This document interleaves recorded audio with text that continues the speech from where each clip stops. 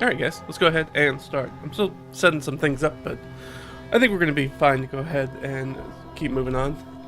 Hopefully you guys have had a nice week. It's been about a week since I streamed, so hopefully things are going well for you. I'm just setting up a few things on my side, and then we'll be good to go. It's going to be kind of a laid-back stream today. I thought we'd be having the behind-the-screen sort of session recap, talking about what went wrong, what went well, but we had a sort of last-minute cancellation of the game yesterday, so didn't play. It happens. So, and it came down. The person who was going to host kind of pulled out about 2 hours before, thereabouts. And then we were kind of scrambling, trying to figure out where we were going to play. We still hadn't heard back from one of the players. Another player was sick, so it just kind of made sense to cancel it at that point. I'm trying to jump through too many hoops, and we didn't know if most of the group was going to be there or not. So I ended up jumping through it. So that's sort of where we are with that. Let's get that. Perfect. Put that down there. Let's see, other things kind of going on. Long week is... Us not meeting to play D&D was very much indicative of the rest of my week, where it's just like nothing was quite lining up. Just kind of one of those weeks. Which is not the most fun in the world, so hopefully your guys this week's been a little bit better than mine. But, alright, I think that's everything set up, so I think we should be good to go. Let's see. What are the things that we want to talk about right off the bat? So, like I said, this is going to be kind of a relaxed stream. Wasn't quite sure what we were going to be doing, so let's just go ahead and hop in with some of that stuff. Let's put this over here. Okay. Alright. Now I think we're ready. So I figured we'd look at a few different things. I don't want to go straight into the session prep stuff, just in case some of my knucklehead players drop in. I don't want them seeing spoilers just right off the bat. They catch the stream early, so we'll talk about something else first, and then we'll hop back to it. So I think the first thing that I want to talk about, we're going to do some world building stuff. We're going to talk about some session prep stuff, show off some of that, hopefully give you guys some ideas about stuff to work with. But also, let's get down here. I wanted to, this is a thing I've been meaning to do for a while, both on stream and, you know, both to share, I should say, and just for my own notification. So if you're not familiar with this specific book, this is the Pathfinder Game Mastery Guide. This is the one for the first edition of Pathfinder, not the second edition. So I can't speak to the second edition book, but the Pathfinder 1 Game Mastery Guide is probably one of the best DMG style books that you can pick up. One of the best references. I'd put it right up there with 4th edition's DMG 1 and 2, which I think are fantastic books. If you want a guide that's actually helpful about how to run the game, which is not what I would say is the shining point of 2014 and 2024's DMGs are. I don't think they're particularly good at that. Though I'm not as familiar with the 2024 one, I'll be honest. Just because I think I got burned so badly by the 2014 DMG that I never looked at it for anything other than pretty much magic items. That's about it. Because I found most everything else that was in there not very useful. And the 2024 one, I think, suffered from me having a bad experience with the 2014 one, so I probably haven't given it its fair shake. But I've also cracked it up and looked at it, and there's a lot of stuff like the Bastion stuff, and it's like, yeah, it's cool, but it's also, a lot of it still feels kind of half-baked to me. Like, it's not quite there yet. Like, they knew they needed to put it in, but they didn't really have a good idea for it, which, again, makes me think about how much time did they really spend in development for 2024 5.5e, whatever you want to call it. The classic WotC half-step edition. But one of the things that I did want to share about what's in this book is on, what page is it? It's probably the most common 2-page spread I open to.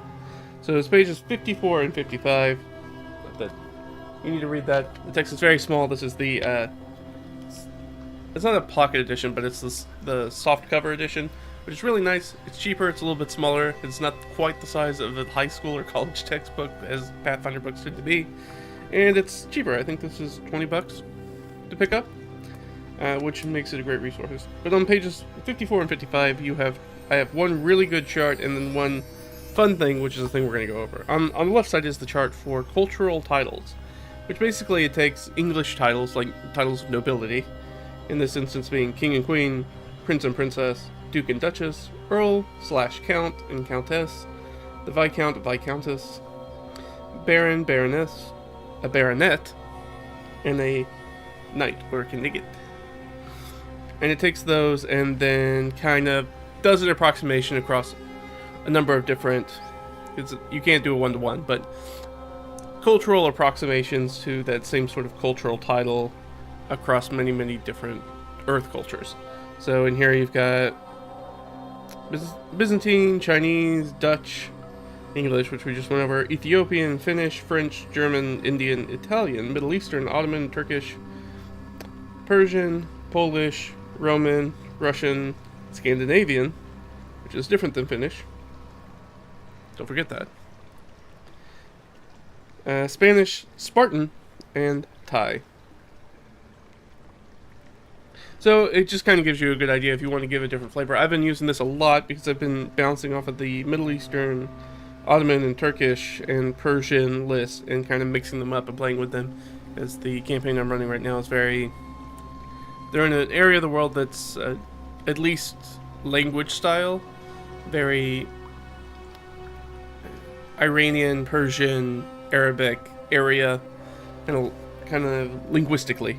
So I'm using these and kind of pushing them together, forcing some portmanteaus and shifting things around just to make up some gobbledygook titles that sound kind of like they should be. It's kind of like a fake language trying to sound like it should be a real language without having to do all the conlang work, which I'm not particularly interested in. I'm not trying to be Tolkien. And then on the right side is words every game master should know, which I want to bring up there. It is literally just a page of...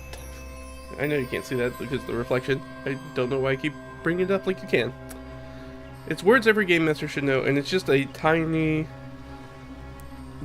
literal wall of words, like full justified text. Just an entire page of tiny words of just vocabulary. So I thought this would be kind of a fun one to jump in and just kind of take a few. Some of these I know. Some of these I really don't. So it's going to be interesting. We'll read some words. I'll give it a guess if I don't know it. And then we'll find out how wrong I am. Which sounds like a good way to go about this. So let's do that. And I think for this I'm going to use... just to make it a little bit more dramatic, because I like the way that it feeds, we'll ask for the definitions through ChatGPT rather than Google, just because to see the slow text crawl, so we can learn out in real time how wrong I am. And obviously we're not going to do this whole page. I'm just going to pick some samples. We'll jump through. We'll do it. Let me jump over there. Let's jump over the workspace. Get our window capture up. I need... Not that one. And this one?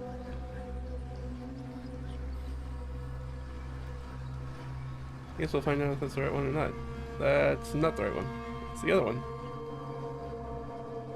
Ah! There we go. Oh, does it not show stuff in the sidebar? Oh, that's very interesting. Well, maybe that won't work. Let's see if it, let's see if it does. We'll do the first one. We'll see if it pulls anything in here. If it doesn't pull anything into this window, for whatever reason, it's not pulling the sidebar frame. It's fine. We'll use Google search. Just to make it easy, let's just do a random letter. What's a good way to do random letters? That I don't know. There is a random letter generator out here in the world, so let's use that. Oops, Done.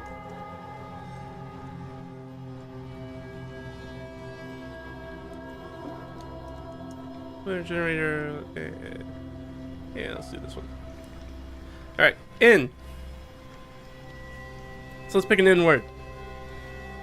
Not that in word. We'll pick a different in. I hope that one's not in here. We'll just go from the very beginning. So we end with the ends, and then the first one. Oh, really? The first one is Necropolis. Well, that one's pretty easy. At least for me. So, Necro's going to be dead. Polis is going to be city of the dead. So, Necropolis is an underground place for storing bodies. Usually it's underground. Anyways, it's for storing bodies. ChatGPT, am I right? Tell me what a necropolis is.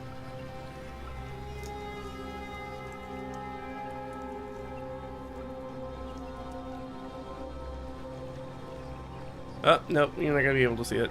That's fine. A necropolis is a large ancient cemetery or burial ground often associated with a specific city or civilization. The word comes from the Greek necropolis, meaning city of the dead. Unlike smaller graveyards, necropolises were usually very elaborate and planned spaces, often with tombs, mausoleums, and monuments, typically located outside the city limits and could span vast areas. Famous examples include the Valley of the Kings in Egypt. That's where the pyramids are. Saqqara, also in Egypt. Necropolis of Giza, also in Egypt. Etruscan necropolises in Italy, and the catacombs of Rome. So, yeah. Now, obviously, you guys did not see that. So this is not going to be a good way to do that. So, we'll just do a regular old Google search, I guess. Let's see. Define what our next word is. Let's get another letter. B.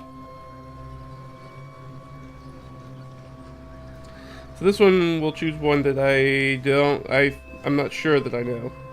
So I know what a pact is. I know what palpable is, and palpitate. Palsy. Panacea. Pandemonium. Pain. Panache. Or panage, however you want to pronounce it. Parabolic. Paradox. Paragon.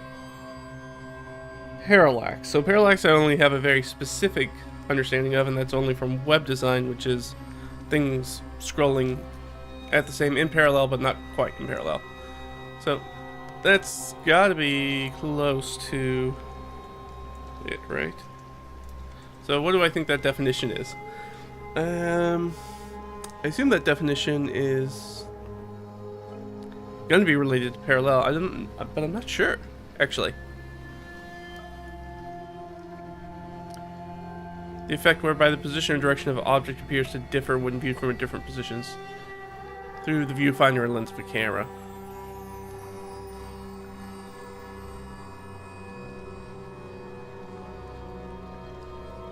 Yeah. Okay, that makes sense.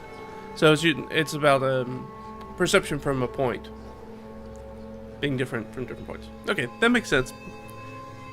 The effect whereby the position or direction of an object appears to differ when viewed from different positions. Yeah. What you see in the viewfinder won't be quite what you get in the photograph because of parallax error. Right. When I think about parallax, I think about parallax scrolling, like I said in web design, but it's also very useful in, especially if you watch older, I'm thinking specifically anime, where you'll see there are layered backgrounds and they move when we're showing motion with a static option or a static point in the foreground. Like, let's say it's a car that's traveling and the characters inside are talking to each other. So that car is always going to be in the center of the screen. It doesn't really move, or the characters, but then you'll see the backgrounds move in different layers at different speeds. So the stuff closest to them is going to move the fastest. The stuff furthest in the back moves the slowest across the screen. Usually that's where clouds or mountains or things that type are, or city background or whatever it is. So yeah, that's parallax. Why I would ever need to use that in my D&D game, I'm not sure. I can't Can't imagine a lot of situations in which parallax came up much. I don't think. And you gotta explain some weird stuff in D&D, but I've never had to explain parallax. I was thinking maybe for something for like scouting and looking at a point in the distance, maybe, but that's... I'm not sure I would use parallax to describe that. I don't think I would ever rely on that word to do that. No, I can't imagine that. Huh, well.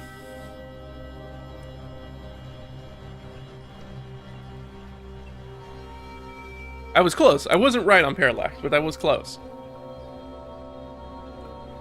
Because I knew it was kind of like an offset. I was in the ballpark. Ooh, V. Alright, so something in V.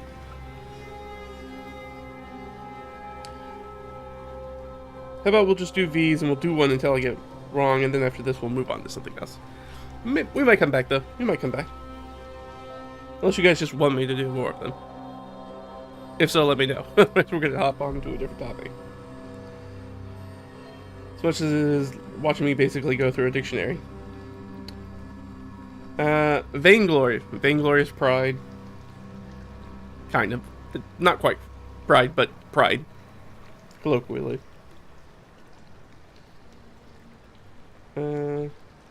Valgus or Valgus? I don't know that word. I don't know that word at all. I don't even know what the etymology of it might be. I mean, I assume anytime you see, oh, well, it's just going to tell me right there before I even get it in. A deformity involving oblique displacement of part of a limb away from the midline. Okay.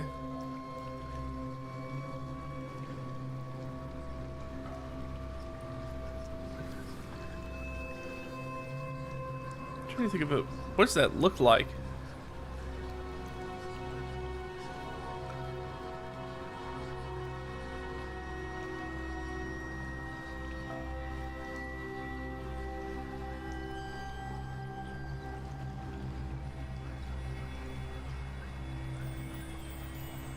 So like a, yeah, like knock knees?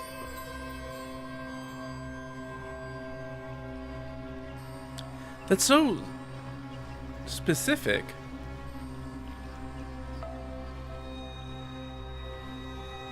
Is Varus in here? Let's see if Varus is in here for like bow-legged. It's not. Okay. That's a very specific word. Why would I ever need that? And why would I not use knock knees?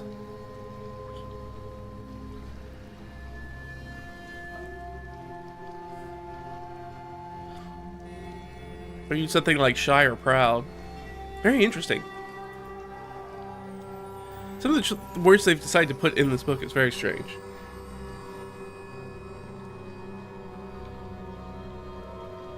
Wow. Interesting to know. I feel like I should have known that a little bit more based off of some of my own personal background and working with things, knowing about sort of the positions and stuff like that.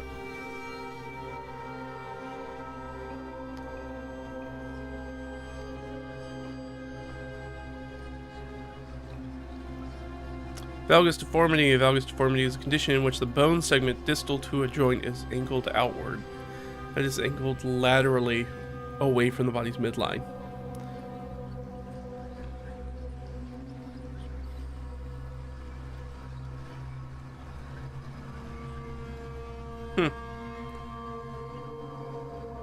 But isn't that...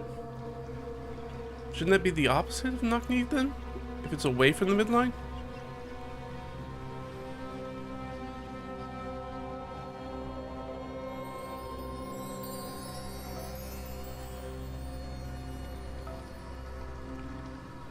It's something like this we're looking at here, like that's coming in towards the midline of the body. I guess then out? I guess this is what we're considering the deformity. It's this area, not this area. So not the Not the femur portion, but the knees and down. Okay.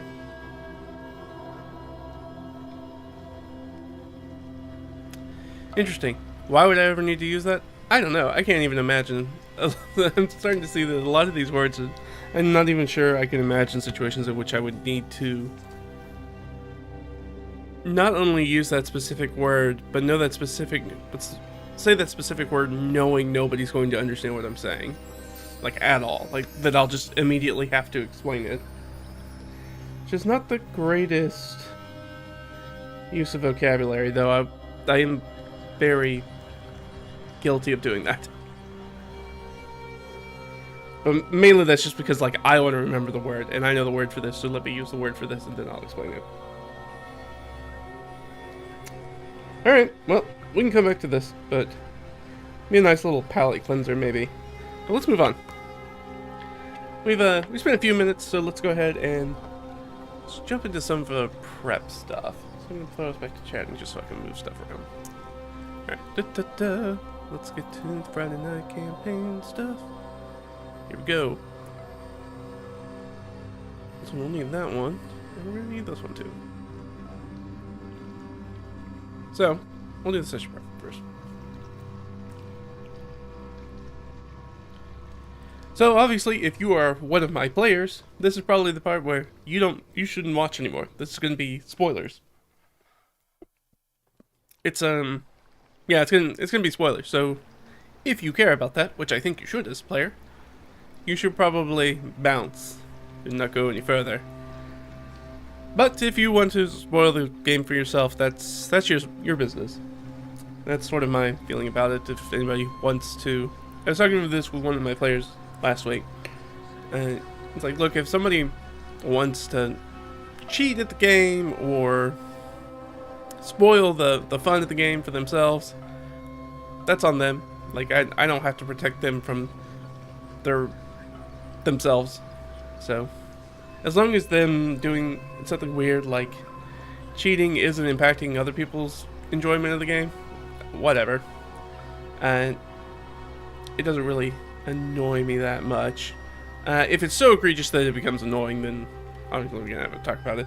But in general, you know, whether that's the occasional flubbed roll or missed ad or whatever it is, you know, wanting to make sure that you have the right spell for the boss coming up, or I don't know how those people's brains work. So yeah, they like that, I guess. Anyways, let's move on. Let's jump in here. So obviously don't look at this if you're one of my players. Okay, here we go. I'm gonna drop this down. Alright, so this is just, I've shown this before, but the previous streams, but we'll knock it out just so everybody's kind of on the same page. So I have these player character timer statuses. I do it after every session. This is definitely not after session 1. This is after session 4. I've already rolled it. So they're just countdown timers. I've talked about sort of my resource management countdown timer stuff before.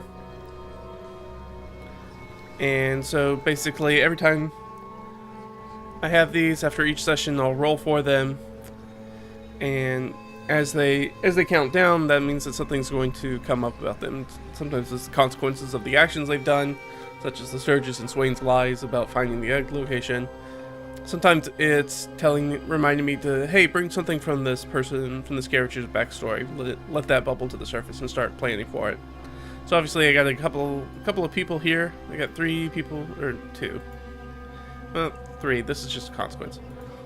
So I've got 2 sitting here on 1d4 for Severin and Swain, trying to start thinking about, what am I going to bring into them? And usually as each die increases, I'll give some sort of foreshadowing. So I just gave Severin a little foreshadowing thing in our last session.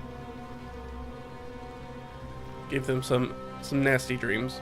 A little nasty little nightmare about things, hinting at things to come. Some little foreshadowing. NPC threads, just stuff that they're following up on, kind of stuff that's important to them.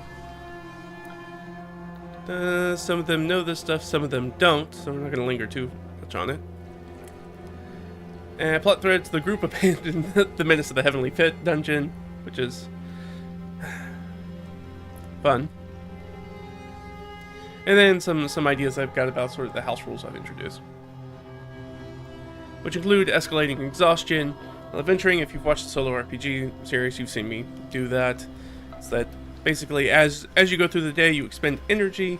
Once you hit a certain point of the energy, you start needing to make like active saves against getting exhausted as you continue to try to fill your day with more and more stuff in addition to travel.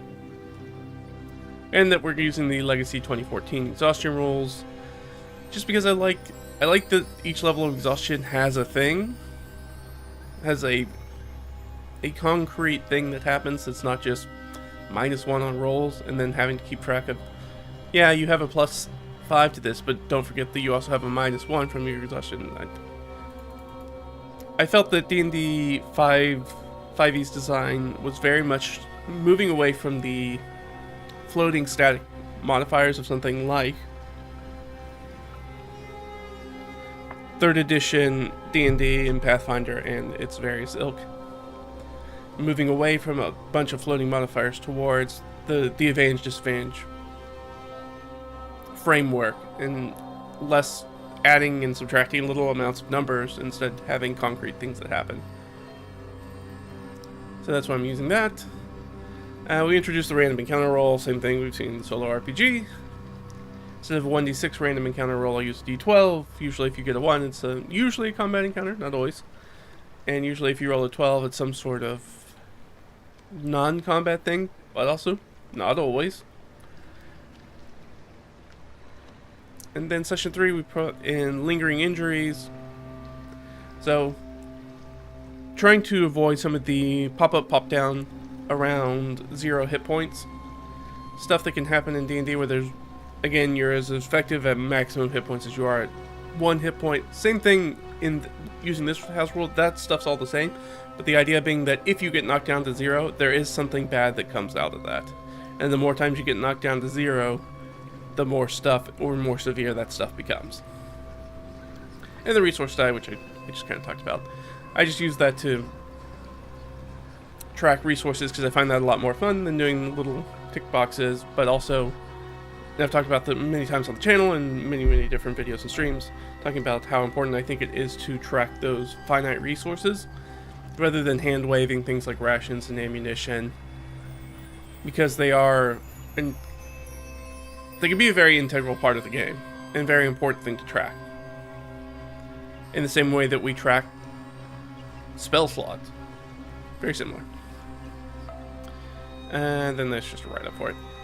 Alright, so session 5, obviously, if you're my player still, just gonna stop watching this, you crazy person. Get out of here. Alright, here we go. So in absentia, we didn't play, so here's what was kind of coming up. It kind of gives you an idea of what my prep for a session kind of looks like. So I know who's going to be there, you know, when are we going to play. Obviously we didn't play yesterday.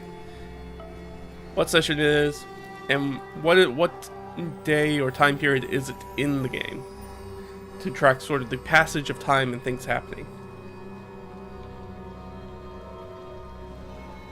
In addition to that, we have the party, talking about everybody who's there for the session, which is helpful for me when I'm trying to remember when somebody, like, hey, why doesn't that character know about this thing? It's like, oh, that's right, because they weren't there 3 sessions ago. I forgot about that. And what are people doing? Just common folk in the world. They're digging their field ditches this week. And the weather. Like I said, somebody took, our druid took the cantrip that lets them sort of portend weather.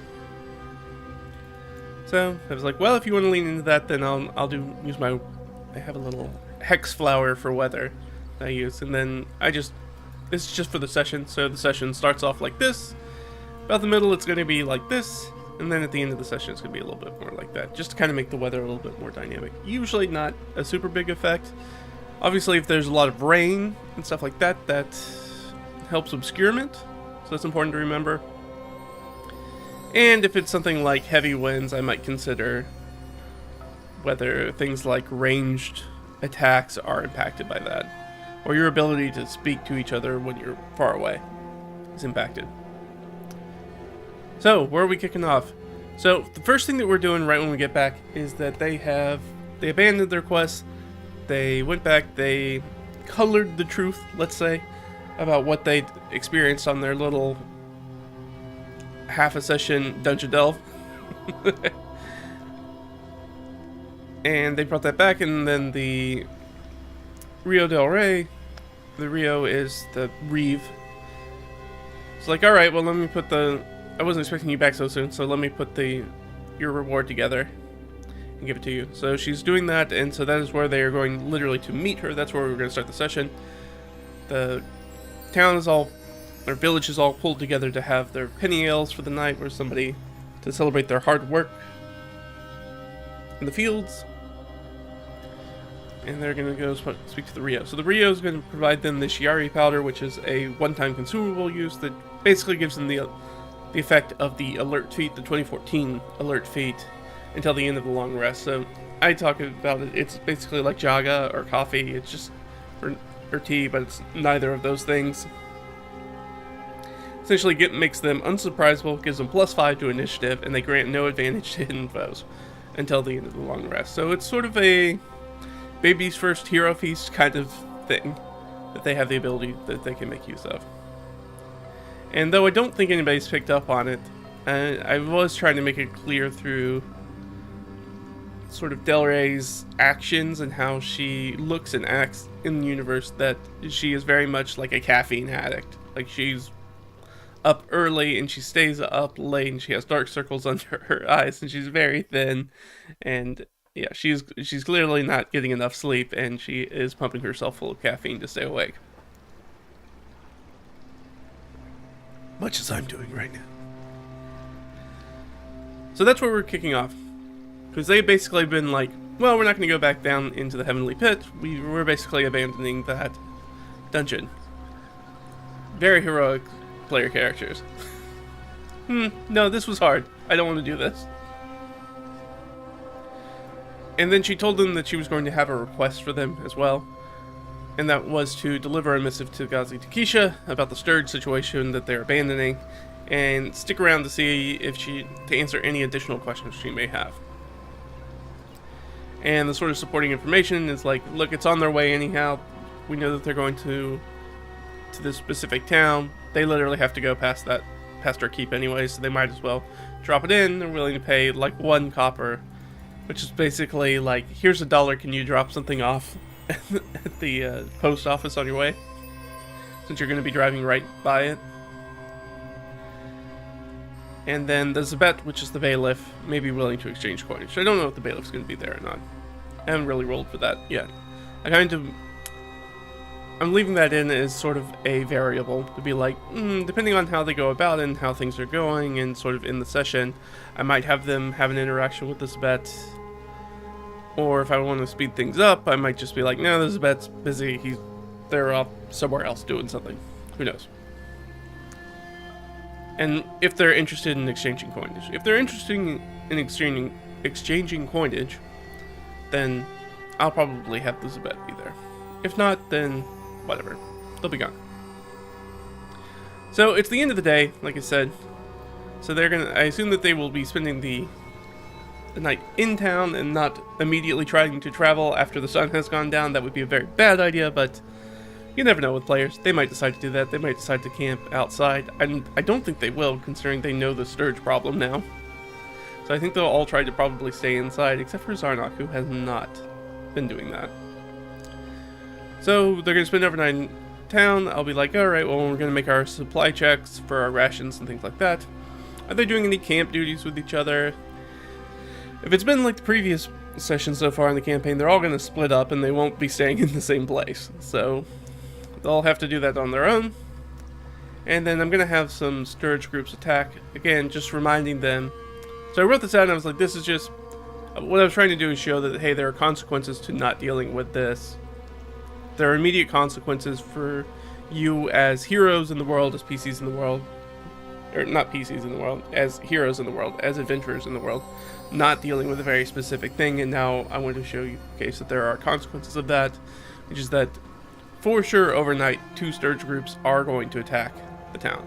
I say town, but it's really a hamlet. 1 of 3 Sturges, 1 of 5 Sturges. Going to make the PCs roll their D12 for their random encounter check at disadvantage if any of them roll a natural 1, they are the person who's going to get attacked. If they don't, then some random NPCs are attacked. One's going to be confirmed dead, and one's going to be missing. And as I was doing this and going forward and realizing, basically built out the rest of this prep, which is just a little bit more. I was like, and got to the end, I was like, finally, done with the prep. That's fine. I had to go prep the next town. And I was like, wait. And I was looking back over the prep, and I was like, wait, what if this will happen, and then they're either going to decide to go chase down the missing person, who I don't know who that is. I have some ideas because I've been thinking about it now, but I don't know who that is. Or they're going to have a change of heart and be like, oh, this is even though this is not my intention, the DM is telling us, hey, we need to actually go do the adventure. And maybe they're going to run back to the dungeon. I was like, oh, I hadn't really considered that. I figured the dungeon was a wash and we weren't going to use it. But they could run back to the dungeon. That is always something that could happen. They could do that. So I was like, alright, so that kind of changes the prep. So I need to be prepped in case they decide to move on and go to the town.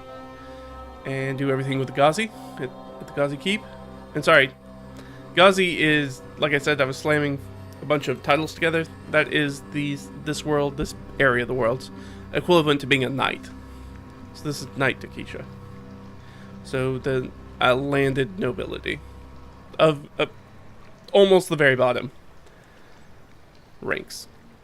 So very, very, very minor, almost as minor as you can, and somebody who makes their nobility off of their sword arm. Essentially, they are a fighter.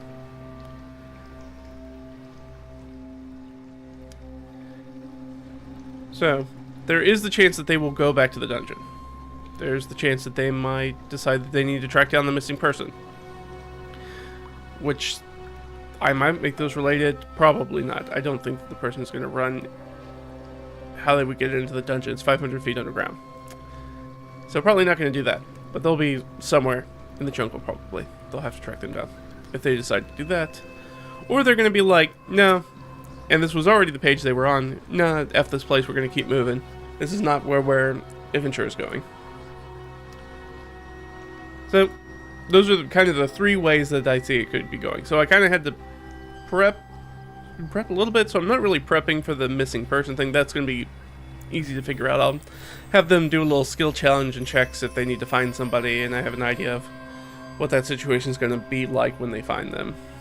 I already have something percolating in the brain here, in the brain space. I'm thinking that probably going to find them. They're probably going to be huddled up against a tree or kind of under some roots that are kind of up.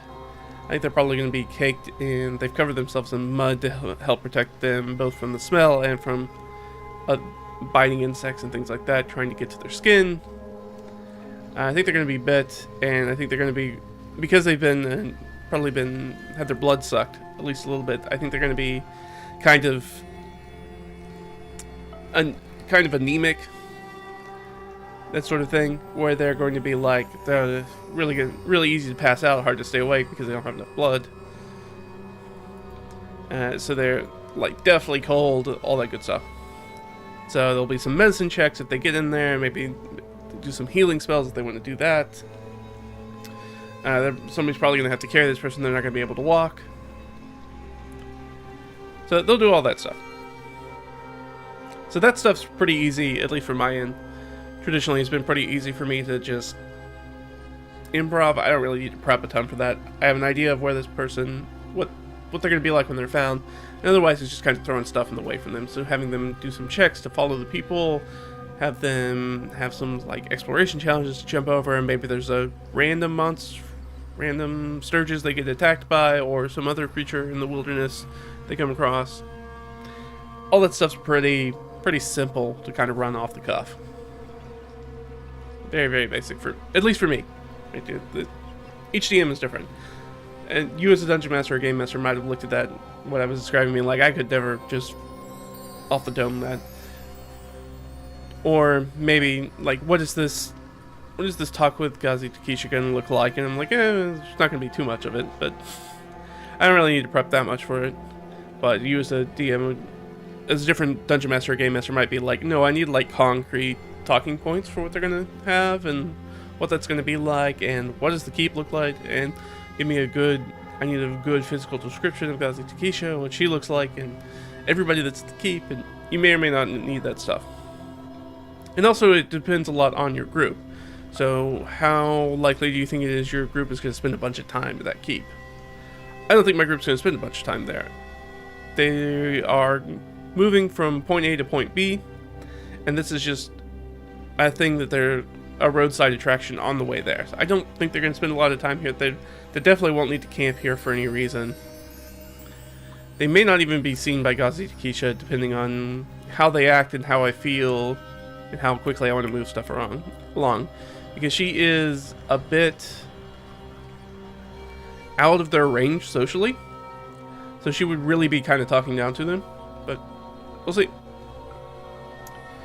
Look at that. So I have one foreshadowing for Sniz, one of our characters. Like I said, I had those campaign timers, so I'll just read it out. And these are little dream things. So Sniz is a elf, so Sniz does not sleep. So instead they are trancing. Now I'll just read it out. Your mind drifts in trance, carried by the singing of your bowl. It flies across distance, time, perhaps reality itself. You see a large room, half private study, half greenhouse, bathed in soft, warm light from the leaded glass windows. A familiar voice calls you, and you turn to look to a worn but stately desk. The chair empty as a quill falls to the desk as though it was just held in someone's hand. Ah, Stizzlewick. Your younger half-sister swims into view, taking a seat at the large desk. She looks annoyed for a moment as she furrows her brow, just a flash. She reaches down and picks up the quill and sets it back in its housing, in its seat. And turns to look at you with a sigh. I'm afraid Banu Yadira has found your performance unsatisfactory, and your deliveries will no longer be required. I hope, as your sister, you can collect your things without houseguard supervision. You feel your mind recoil away from the vision like fingers from a hot stove. That's it. It's just a little vignette that's just a little like, hey, here's something that you thought about. And this is a thing that definitely happened to your character, and this is a thing they're thinking about, or just something they've imagined. I don't know yet. I can very much see this being both. I'm going to very much kind of read the player when that comes up and be like, or just flat out ask them if I don't get a strong feeling one way or the other. Is like, hey, do you think this is an accurate depiction of something that happened? Or maybe a fear or an anxiety you have about your half-sister, about an office that you know is your father's office, your missing father. So there's a lot of sort of clues that we're throwing in there. I'm kind of getting a read on my player as to whether they think this stuff is important, if this is stuff they want to chase after in their backstory. Especially with this player, and specifically, this player character doesn't have a lot latched onto in the world. So I'm trying to give them something to kind of jump off to. They can be a little... they definitely fall into the actor archetype of player. So I want to give them some fuel for that fire and kind of see what they do with it. They're going to wake up in the morning. They're going to do their con save. So Spring Maiden 54, that's Hydre. That's just the day of the week. Doesn't matter. It's just stupid world building that nobody cares about but me. I understand that. I'm still going to use it. I don't care that they don't know what day it is. So it's last call for anything to tie up in Farouz Shadid. That is the... I'll just bold it. That is the up-and-coming name of the hamlet they're in. Which essentially translates to, in the common tongue, as, even though that's what they would be speaking, as New Landing. That's it, because the ferry has moved here, so this is the new landing for the ferry. Then they'll travel. They'll go west to Takisha's Keep, average party level 3, No encounters. I was just rolling this ahead of time. Usually I have them roll it at the table, but I kind of want to speed things along a little bit. And I already had them do what the con is going to be. Rumors they can get from Takesha's Keep. There's the Irish Hell Cave, which is a cave with a map to a unicorn, and then question mark Pegasus Grove, because there is a Pegasus Grove on this island. So it might be a map to that, but it was originally supposed to be a map to a unicorn. Is there a unicorn on the island? Not that I know of. Not that I planned for. Could there be a unicorn on the island? Absolutely. And it could be very nearby. And then the Irish Hell Caves. Let me just pull it up. So I do this quite often.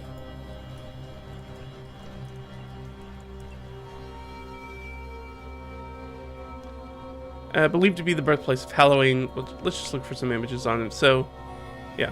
They're just little spooky little cave guys that, you know, people are scared about. Go in there. See a bunch of weird stuff. There's a good one. And it shows you kind of going in for the tunnels and stuff. So if they wouldn't do that, then I know that will be a little adventure site for them, and they'll jump in there, probably just like a little one-session adventure. And maybe they'll find that, maybe they won't. I don't know. I think the treasure rumor is correct.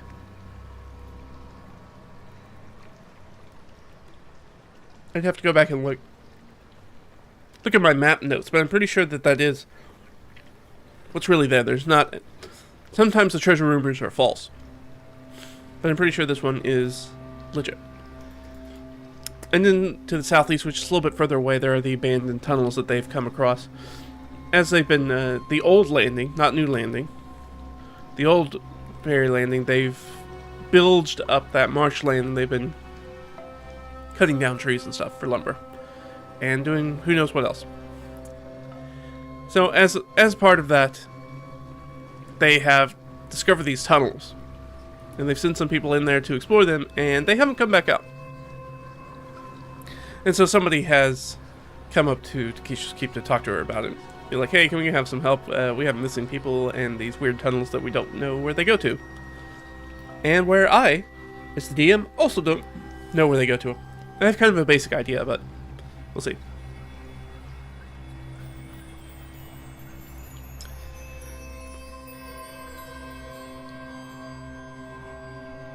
Now from there they can go west to the minaret or watchtower, or they can go southwest to another hamlet.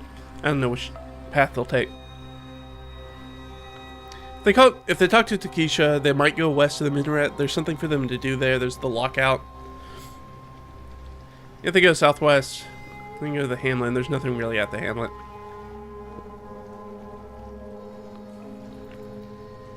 So I did roll up a random encounter. It was not a combat one. They can come across a friendly courtesan's carriage that is stuck in the mud. They're going to the same place. Palais. I keep saying Parley. It's Palais. Viparjan. That's the big town that they're headed. The whole group is headed to. So female halfer. So halfer, in the context of this campaign world, is I just rolled gnomes and halflings together as being like one species. They're just variants of the same species. So it's a female halfer with a capybara. I should put it up here. Her name is Pearl. I put down the whole thing for her. I know where I put her information. But her name's Pearl.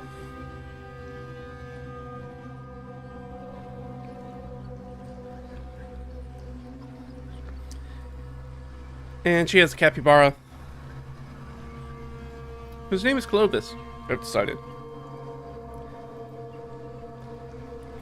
So they can come across this courtesan with their carriage stuck in the mud. They can get out of the mud. The idea being that, oh, she'll be like, oh, well, you guys can ride in the carriage to me if you're going to the same place. Because it's just her and Clovis in there. Now, the thing is that the carriage can sit 6, and we have 5 PCs, but we also have 1 sidekick NPC. So there's not quite enough room for everybody in there, even if somebody keeps Clovis on their lap. which they may or may not decide to do if they want a little bit more room and Clovis can have their own seat.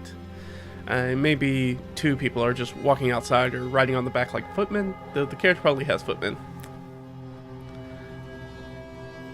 So they may just have to walk, which is probably going to be slower. I don't know. They'll make that decision whenever it comes up, I suppose. We can go through all of that in-game if we have to. Maybe they just ride on top. Then go west or southwest to Polyvapotron, which is the town. Largest town that's on the island. Has about 665 people in it, so it's not huge. But you can buy a fair amount of stuff. It's the only place on the island I think that you're going to be able to get a healing potion that you can buy a healing potion at. Entrance toll is 1 copper per pair of legs and or wheels. No weapons longer than your forearm. No armor. No spellcasting foci to be brandished in public. Those are the rules. Follow the rules, or else dire consequences. And of course, these are things that they talk to about the gate. So I'm trying to bring in a little bit more of more historical-esque kind of stuff, where you have to pay as you enter any city. There's a toll. And then you have to be like, do you have a place to stay? To try to remove things like rampant vagrancy. Residents are lodging confirmation. So they're not going to have that ahead of time, but the courtesan, Pearl, if they decide to come with Pearl, Pearl will vouch for them.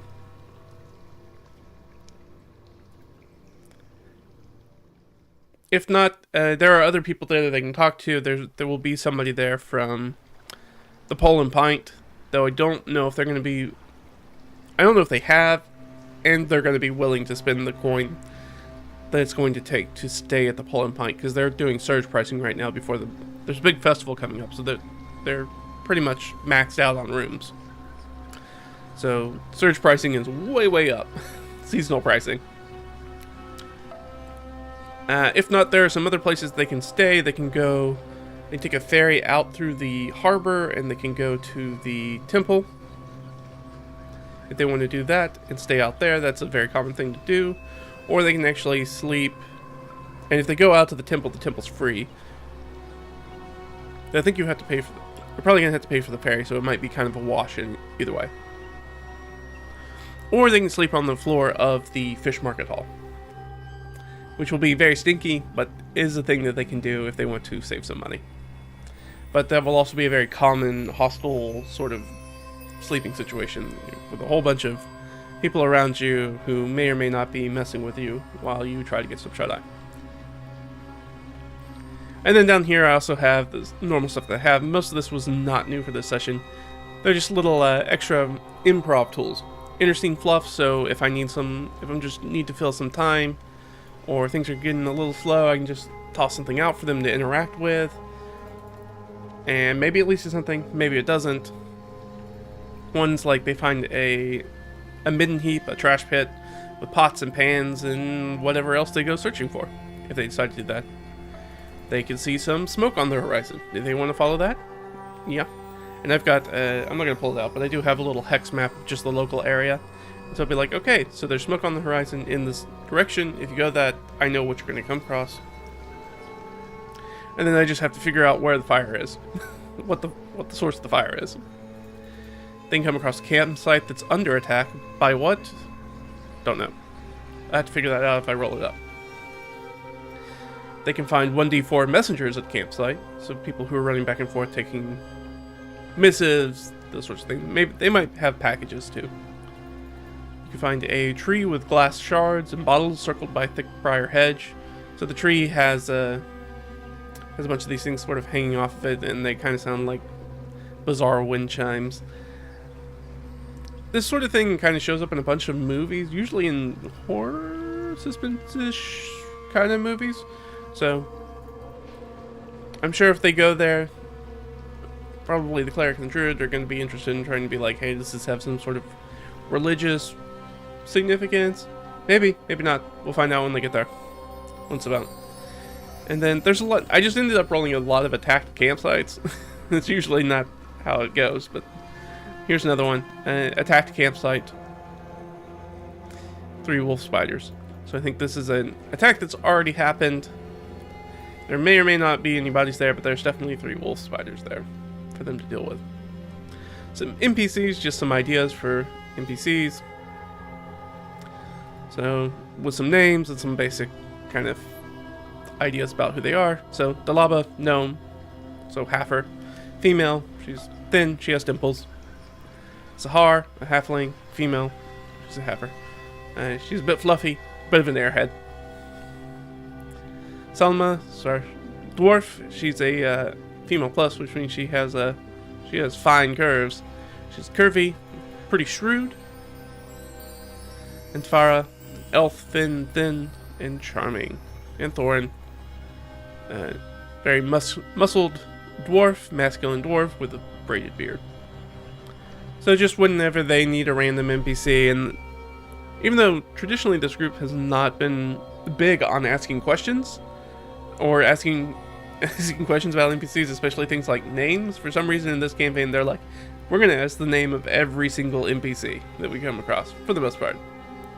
So I'm like, alright, well, better have some names ready. They haven't gone through more than 5 of these yet in a session, and I don't think I would allow them to. I'd be like, you're way too in the weeds, don't focus on this person's name, that's not important. And as I've told them is in the campaign, sort of after each session, it's like the more interest you take in a specific NPC, the more important that NPC will be to things that are going on. So I'm basically, if you think about my players as the beholder, it's wherever their icon is at, that's where I put stuff. That's where I'm building stuff for the adventure in the world. It's like, here, this is what you're interested in, here's the stuff for that. Take it, here's the stuff. And don't worry about all this other stuff around the corners that doesn't have really a lot of stuff built out about it. So it's wherever you're focusing, very player driven, because that's one of the things I want out of the campaign. Very player driven approach. Here you go. You tell me what you're interested in, and I will put stuff for you to be interested in. Then a little thing of random encounters, kind of zombies, greys, boggles, bandits or tribal warriors, with some commoners, animated armor, needle blight, and some twig blights, and some treasure. This is just kind of comes primarily from my pocket contents, just in case they come across.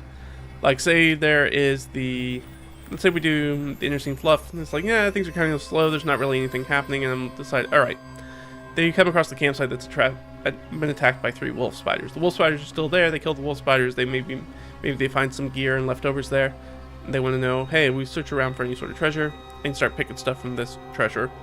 Little treasure list, just random stuff that they find.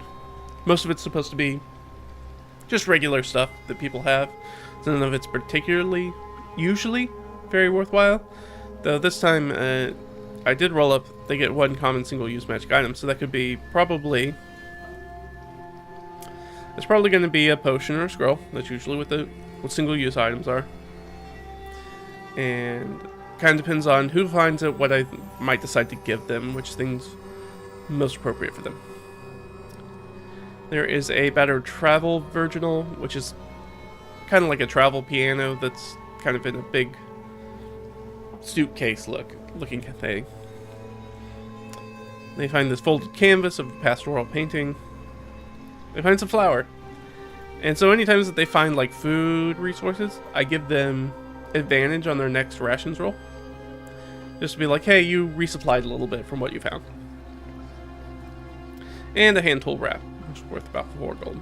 So yeah, that's it for the prep aspect of it. So it's pretty straightforward. And then they're going to get, so this isn't all the prep because the idea is they'll get to the city or town probably before the end of the session. So let me show you, this is a town sheet. This is just a sheet of things that help me, and this usually has way more than information than I would usually put for something that's like a town. But this is what I'm expecting to be sort of their hub area, their hub safe haven for a good portion of the campaign, so I built it out a little bit more. And as we play in it, I'll build it out more and more and more. But this is enough there's going to be enough interest here for probably several sessions. So Paleve Barchan, population 665, buying power is 66. So buying power is 10 is the metric that I use for my games. It's 10% of whatever the population of the area is, and this represents their, and I'll just put it down here, the amount of money that the PCs can spend for a single item, or that somebody in the settlement can purchase an item for. So, for example, like I said, that's more than 50 gold, so they can buy healing potions and common spell scrolls here, because those are 50G. So they can make that. They can buy those things. They can also sell 50G worth gemstones and semi-precious stones, stuff like that. They can sell those there. But they can't sell things like if they have something... like they could just sell that virginal. The virginal 65, right? Yeah. So they could find somebody to sell this battered virginal too. But if they had found something that was like 100 gold worth gemstone, like a little pearl or something like that, they wouldn't be able to find somebody here who could afford to buy it, for the most part. Unless you're willing to cap out at 66 gold. They're willing to pay that for it. But you'll know that you're taking a hit at the value, and like, well, do I save this in case we go to a larger place? They do have the idea that this will be probably their home base for a while, so they're probably not going to go, unless they go back to the city they just came from at the beginning of the campaign. Probably not going to find a better price than this for it. But maybe not. There's a fair coming up, and the fair could indeed have better pricing. They might hold on to it for there, because there's going to be a lot more people than 665 people there. There's probably going to be probably over 1,000, for sure. So they should be able to find somebody at the fair to buy it, if they wanted to. If they wanted to save that. So, who is the leader? Inkeri Paris. Paris. A muscular halfer, CR7. She is the Light Keeper. That's the first citizen. That's her elected position. Light Keeper and first citizen. She's elected. Stuff about Inkeri. Chronically late. Never apologizes for being late. And she is the former captain of the Storming Nightmare. There are rumors of undead crew members, and she has expert knowledge of the marsh area around the island, and there is a rumor that she has many buried treasure caches among the marsh. Defense of the city. Primarily militia, and they have some guild-hired Bloody Heather mercenaries. So this will be the first time the party will have potentially interacts with the Bloody Heather, which is, in this world, I guess the closest analog would be something like Forgotten Realms Zhentarim. The Zhentarim. Or Zent, or however you want to say it. I think it's Zhentarim, though, is the appropriate pronunciation. So they're just like an omnipresent mercenary band. They kind of do stuff for money, so they're not always involved with good stuff. Sometimes they are, sometimes they aren't. Very much like the Zhentarim. They are true neutral in the sense that they only care about the money. They're greed motivated. But we do have... So we have one PC who has a sibling who is in the Bloody Heather. And we have another character who is in a, let's say, competitor mercenary band. So there's potential for some friction that can happen there, so maybe some player-created drama. We'll find out. Find out how they deal with it. I have some ideas in my head, but I'm not going to spoil those here. I don't want to speak those into being and manifest that, because it's probably not good what's going to happen. So notable locations that we have, the Broken Seven, which is the first one I put in. Zarnok, one of our PCs, already has a visitor coin for getting there. It's a private gambling club. Proprietor is Belith. And Japheth, which is the tiefling who gave Zarnok the coin. And Japheth is putting together a crew to rob the rebuilt keep, which they passed on their way to the island. They saw it.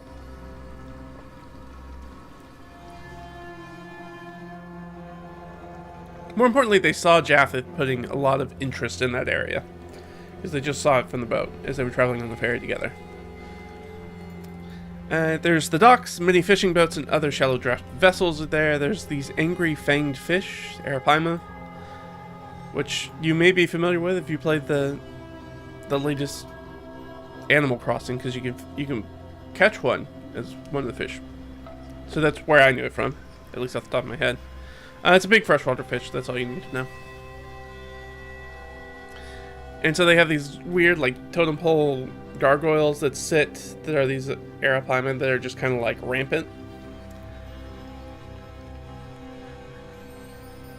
They're kind of cartoonishly, like, you know, I'm thinking, like, very similar to Native American, especially sort of, like, Pacific Northwest totem pole caricatures, or Mesoamerican, or like the Chinese temple dogs that sit outside. Like, obviously there's not an effort made for them to be very realistic looking, but maybe more for them to look kind of ferocious as gargoyles.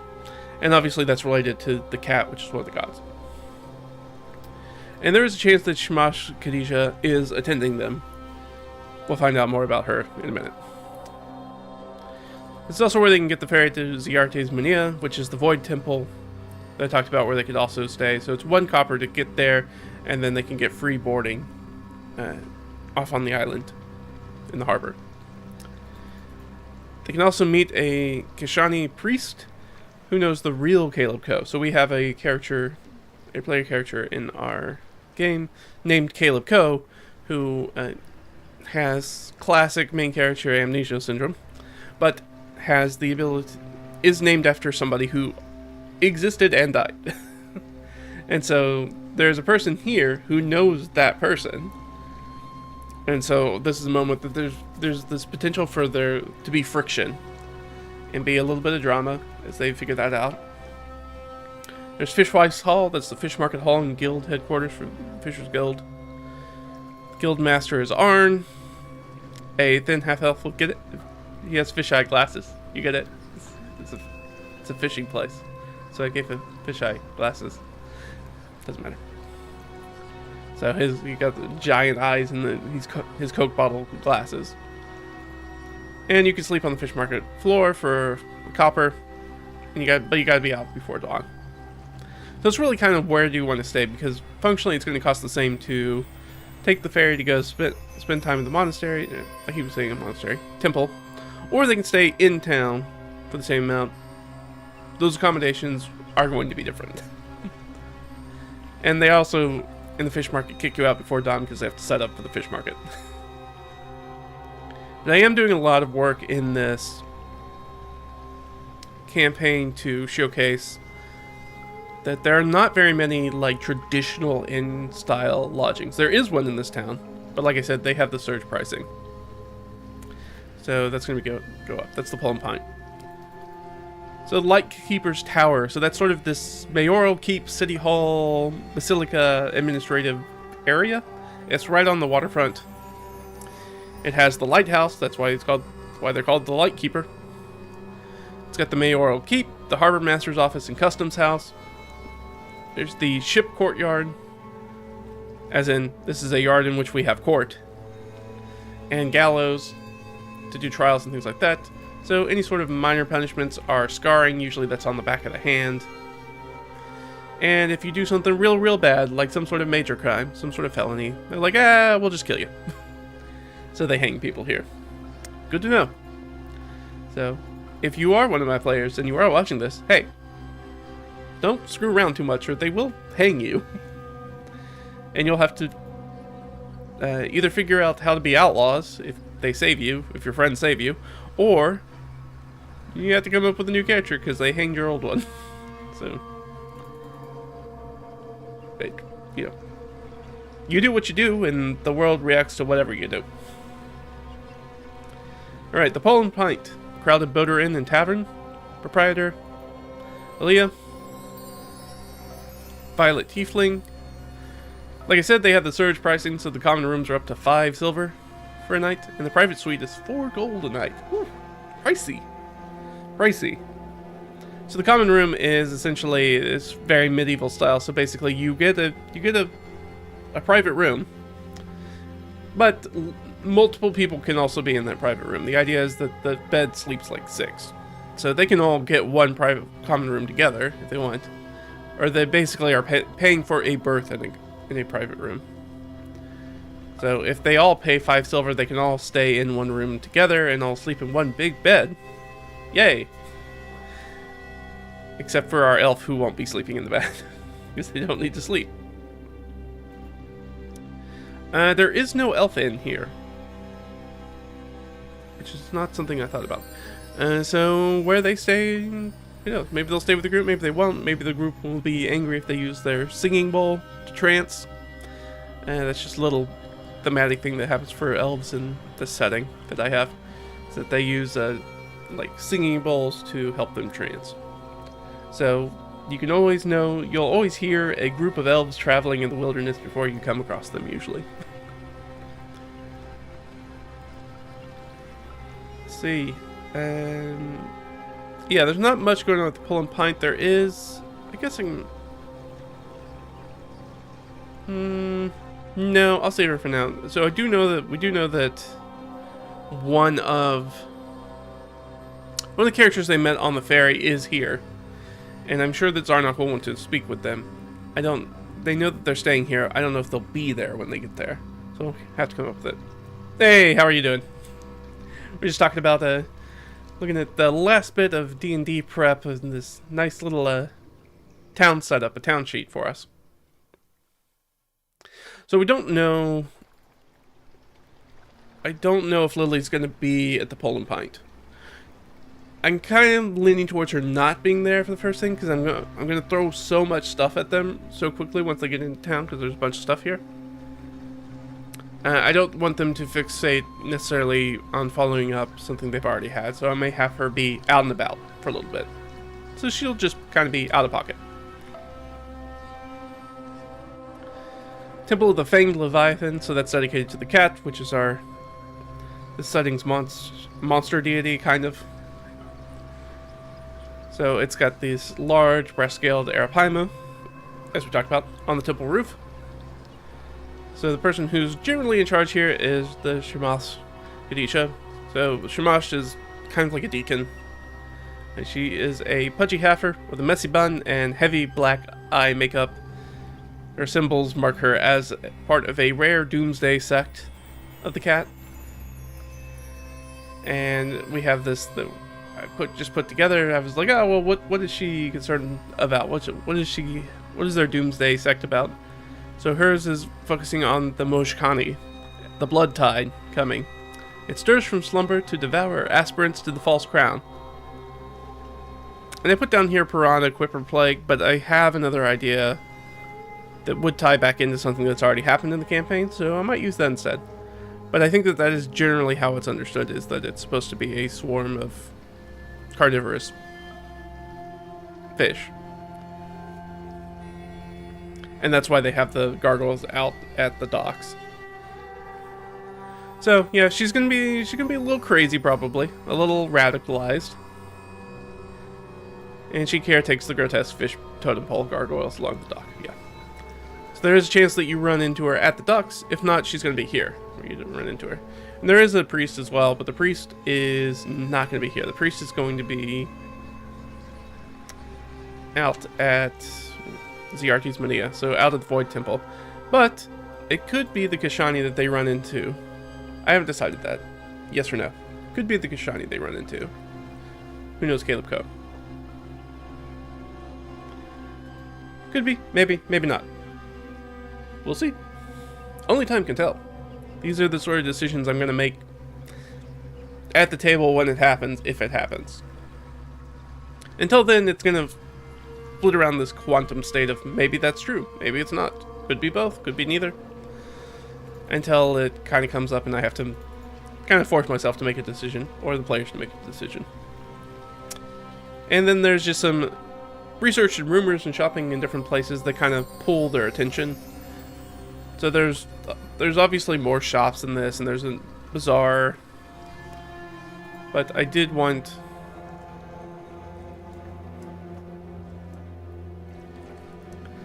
I did want to give them just like a list of these are the specific things that kind of catch your interest as being like a place to go to talk to people and do specific things. So there's an apothecary, and this apothecary will probably recognize Sniz and can talk to Sniz about their missing father. Does this apothecary know anything about Sniz's missing father? Dunno, probably not. One of the ways that I think about it is that I'm not sure that this apothecary, when they saw Sniz's father last, they may just not know that they're missing. Because we haven't nailed down the time period about how long Sniz's father has been missing. Just that he is missing. There is a barber you can go to, both for hair cutting and for healing. They are a barber surgeon. So if you want some sort of folk healer, that'll be your person. Which they might go to. We have 2 PCs with lingering injuries already. One that's got a real bad acid burns on his arm. And one that's got a broken femur.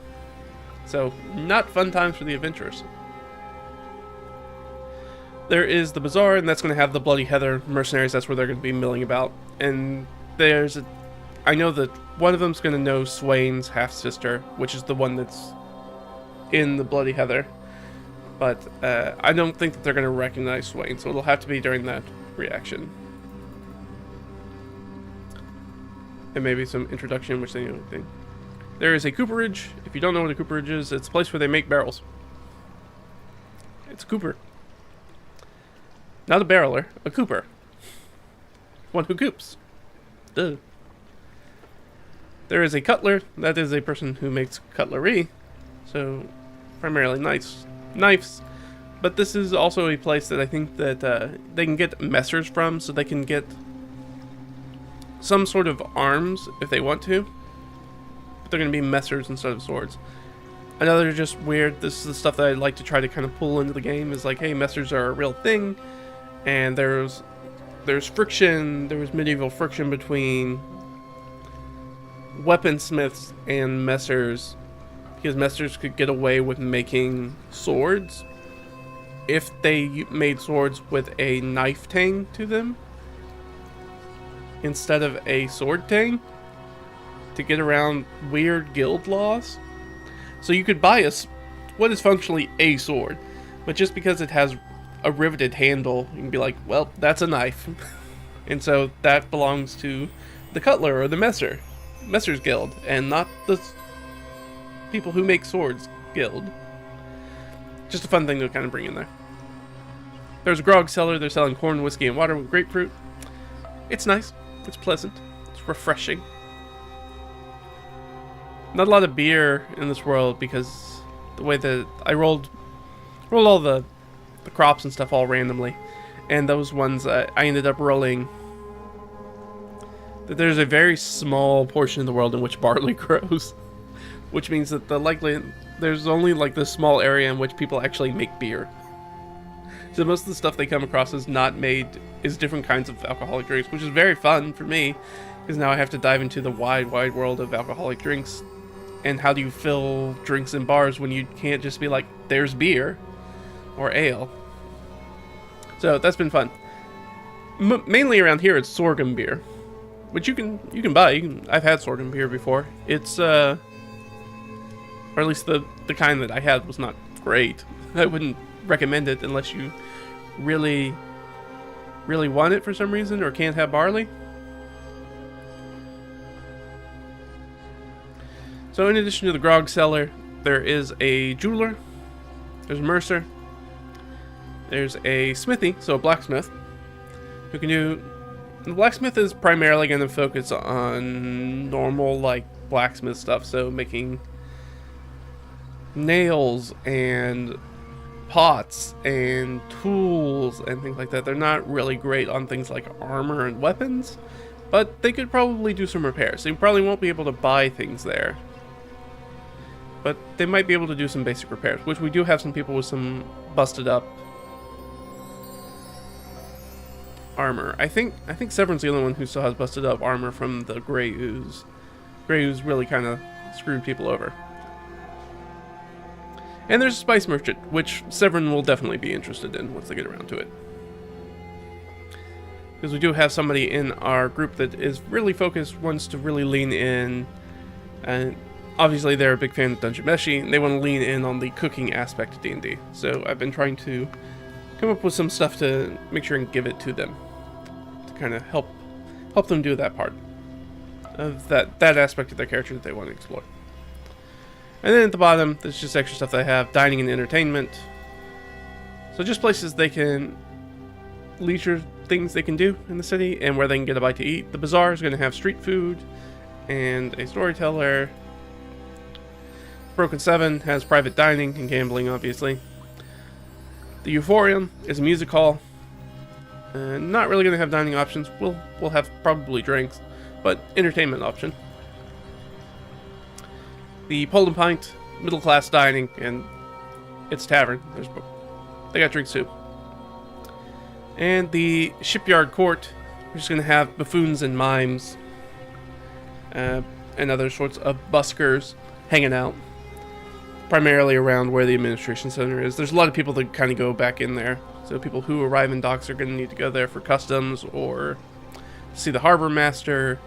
Any official things about the city have to go in there to talk to Lightkeeper. So there's a lot of traffic in and out, so it's a good place for street performers with the buffoons and mimes to make fun of. And that's it. This is the basic outline of the city. So it's what, a page and a half. I've already made a few edits, home edits, in the sheet preparing, because as it always happens, I do the session prep and then have it and look at it and be like, oh, I should have this extra little thing, and usually that's stuff I just write down. So for this one, I just combined the session prep and the drawn stuff for right now. So I have the day checks and the session checks. I have the stuff. I made the notes about Pearl and Clovis and the lockout with Valley Fazil, which is over at the minaret if they decide to go that way. And I have an idea of what that's going to look like already, so I'm not that concerned about it. I've said it somewhere.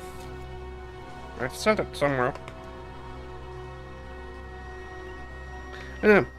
Anyways, I have a few different things for like street food. If they decide to go that route, they can run it across. Let me see if I can remember some of it off the top of my head. There's tilapia skewers, I remember that. There's a flatbread option that I think is taro. It's a vegetarian option, so it's taro and bamboo shoots in flatbread.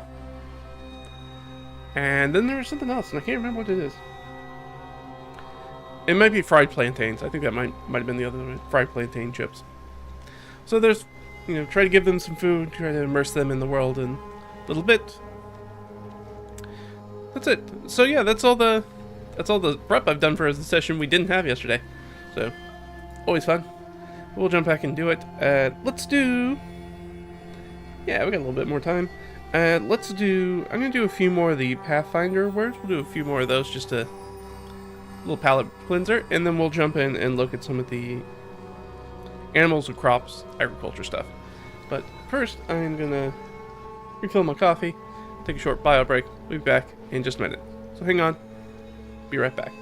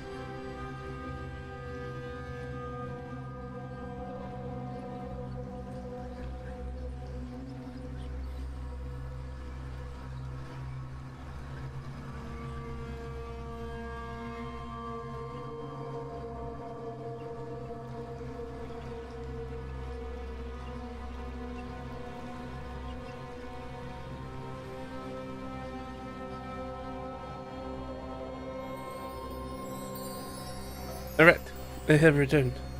I probably, like I said, we were gonna do a couple of these. So, actually, before I do that, so there were a couple of things I didn't mention. We can just talk about it real quick before I moved on. So, things that this is not. Anytime I do any of this sort of session prep stuff, it's not full. Like this is the only all of my ideas in my head. Like there are some things in here that aren't that I haven't talked about. Like where's the courtesan? The courtesan. There she is. One of the things that I will probably do with the courtesan is have her. There'll be a chance for people to notice that she has a rash or the scar from a rash. Discoloration. We'll say discoloration. I think probably like collarbone, neckish. I think she's going to have a very frilly neck piece kind of to hide it, so it's going to be a difficult perception check, but a couple of our player characters are going to have advantage on that. Mainly because they have family members who are also afflicted by the same thing. This is a person who was afflicted by the burning fever, which is a plague that happened in the city that most of our player characters are from. And two player characters have family members who died from the burning fever, so they're going to be...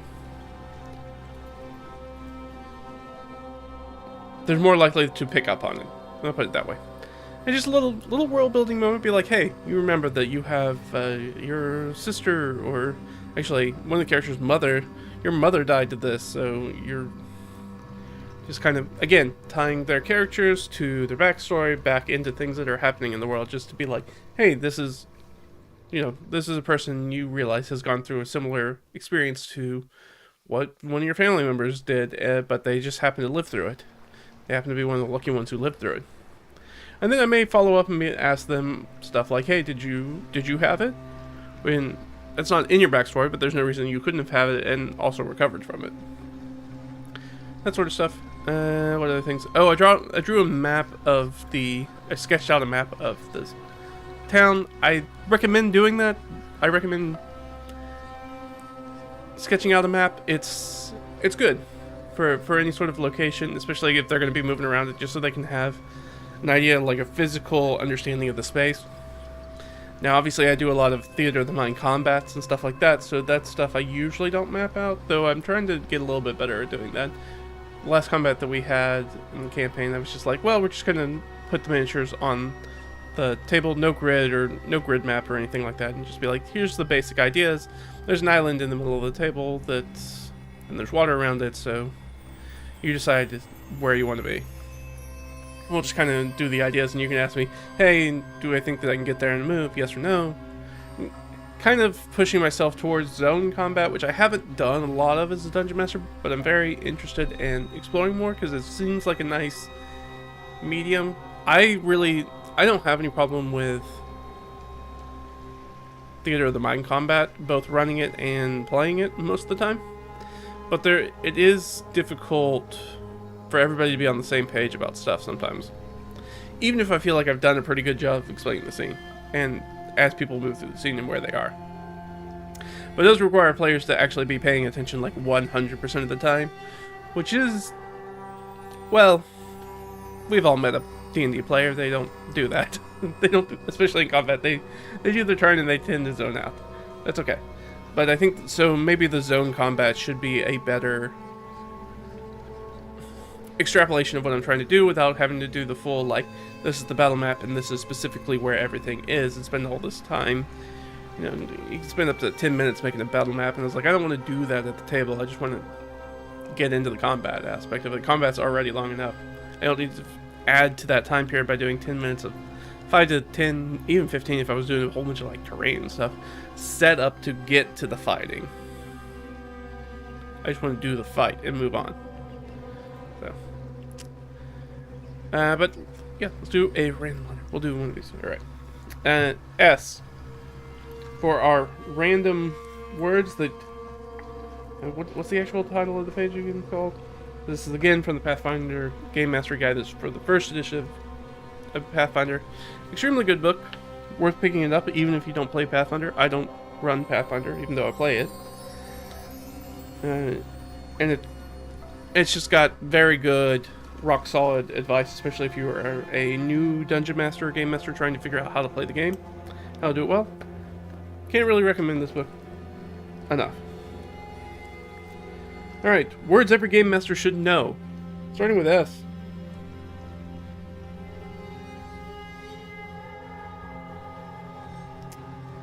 Sable. Well, I know what a sable is. That's a rodent. Sabotage. I know what sabotage is. It's when you go in and you make something not work. Usually by blowing it the hell up. You secretly, basically, undermine something so it won't work. Very similar to, well, in the new Star Wars movies talking about, oh, well, it was a intentional flaw that the designer put into the Death Star because they sabotaged it. Sacrilege. This is a pretty simple one. Sacrilege is doing something kind of against religion. It's not quite desecration, but desecration can be sacrilege.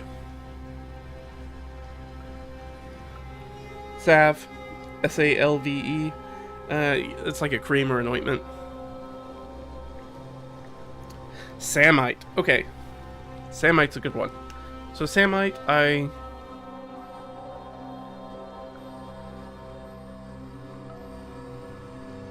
trying to remember the material. It's a material.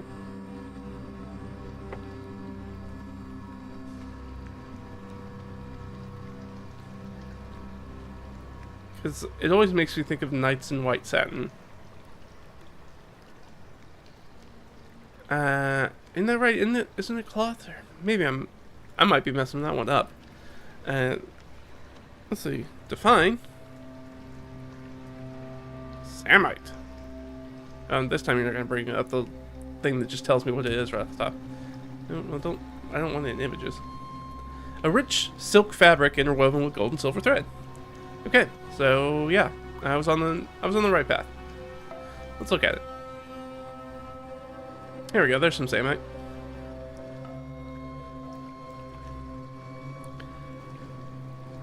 I don't know why it makes me think. Do they say it in Knights in White Satin in the song? I don't know. It always brings to my mind glittering Samite. Anyways, yeah, it's richly embroidered cloth, often with gold and silver thread. There we go. Now you know. Use it in your games. Next noble person you have, be like, oh, they are dripped down in a rich raiment of samite. Like, I don't know what samite is. Well, let me tell you what samite is. It's real cool. You can tell them about how they've got this deeply embroidered, seems to quite often be on red, though many other colors down here. But the red and gold combination is very good, as well as the blue and silver that's down there. I think that's a rug.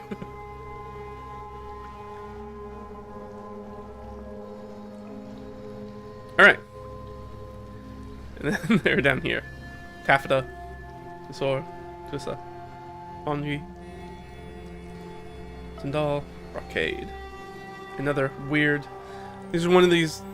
It's a good word. Samite is one I have definitely used before. And that's a good word for a Dungeon Master or Game Master. If you want to go with, instead of always just being like richly embroidered, you can be like, it's Samite. But this campaign for my players have been a lot of like, you were throwing proper nouns at me that I don't know. But people, at least in this particular group, are enjoying that rather than being put off by that. I definitely don't want to put them off with it. All right, let's do a different one. Then we'll move on. J. Ooh, some J words.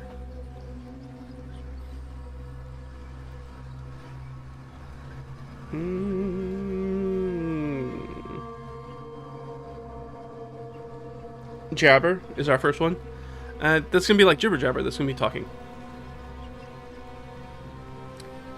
Jackanapes. Jackanapes.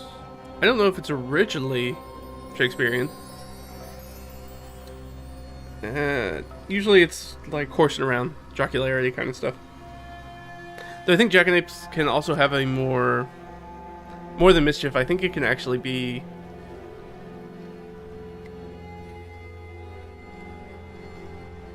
like a bit of skullduggery too. So I guess that's a good one to look up, jackanapes, because I think it can actually mean similar to like a robber thief kind of thing too. So let's do that. Let's do. All right. Well, we don't need images. Let's do jackanape.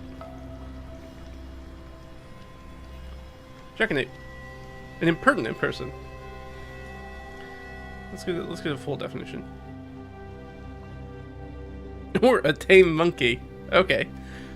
So that's originally where it comes from. So from a jackanape being a tame monkey to them being an impertinent person. Let's get down here. Let's get the full Merriam-Webster. An impudent or conceited fellow, a saucy or mischievous child. Okay, so it is more the jocular thing. I thought there was because often it's like, you jackanape. So I thought it would be, there's potential for it to be a little bit more malicious, but I guess not. There we go. Alright. But I do like the archaic monkey aspect to it. I'm gonna have to remember that. This is their jackanape. Who would they go to? So each of the species in my world has an... Not necessarily a synergy or an affiliation, but a closeness with a specific type of animal. Or type...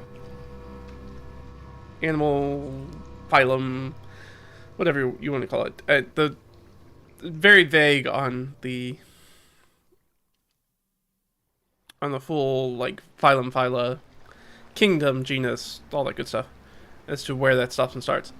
For humans, it's dogs, because that's how we are in real life. It's the breed, the animal we're probably closest to, that we're kind of on the same level with, that we work well together, because we've coexisted together for a very long time, because, of course, we have domesticated them. So each of the races or species has a similar thing like that. We talked about Pearl in the adventure, when we were going over the adventure prep section. Talked about Pearl.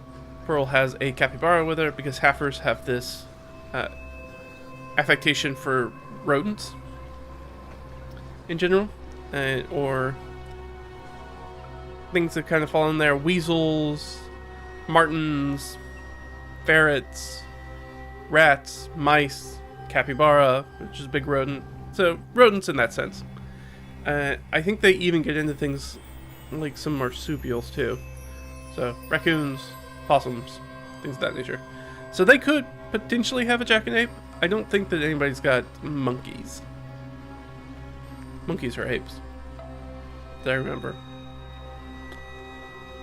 So anybody could have a jackanape. Or anybody could be a jackanape in my campaign. Alright, let's do one more. We'll do one more and then we'll move on.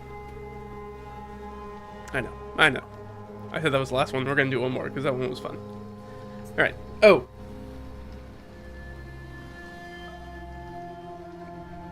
I'm starting off an O.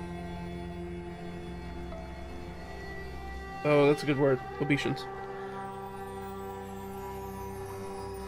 I feel like I used to know the meaning of this word and now I don't anymore. Obeisance.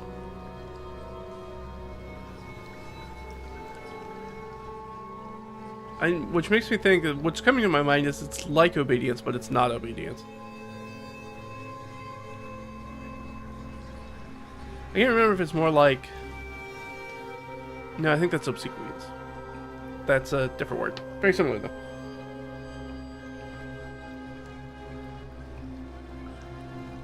Obeisance. Yep, I'm not really coming in on this one. So we're just gonna have to look it up. Okay, I was in the right thing. Because I was thinking kowtow. So I was in the right milieu, I guess. Deferential respect. They paid obeisance to the prince.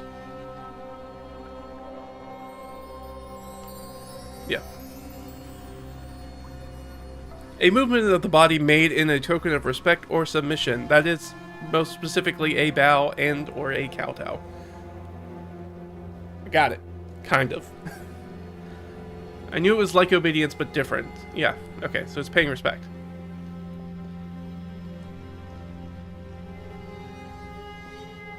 Got it. See? Good book. Lots of fun stuff in here. Will I ever use it? Actually, I probably would use obeisance.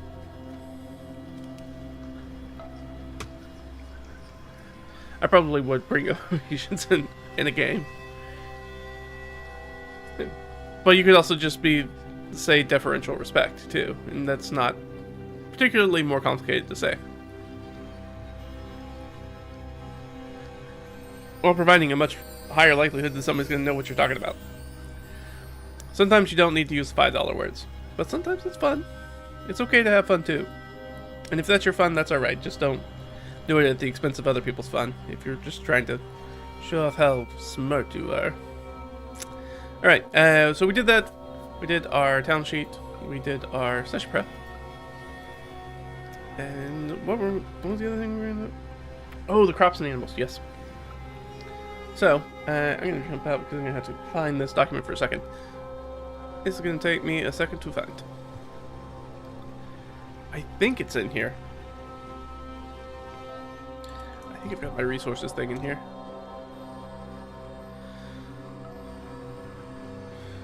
Hopefully I've moved it to this account. This may have been something I started on the account before I started using this. I can't remember. Well, it does look like that perhaps is the case.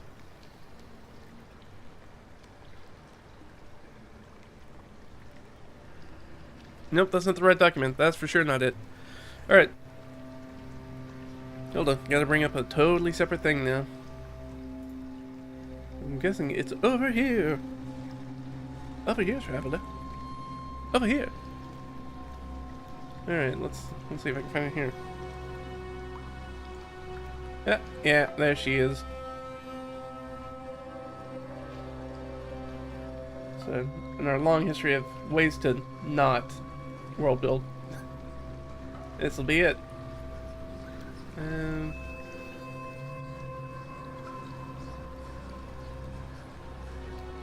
Yeah, we can do these. I do need to. Can I share these with my friends? Can I share these? It'll be easier than moving them over. So we've really got two. So I'm gonna do both of these. And let's share.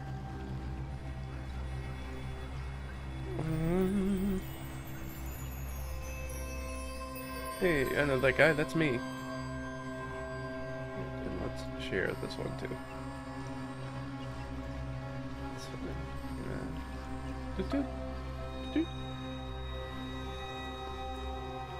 perfect. Now, we should have access to it. Let's see. So share it with me. Ah, there she be.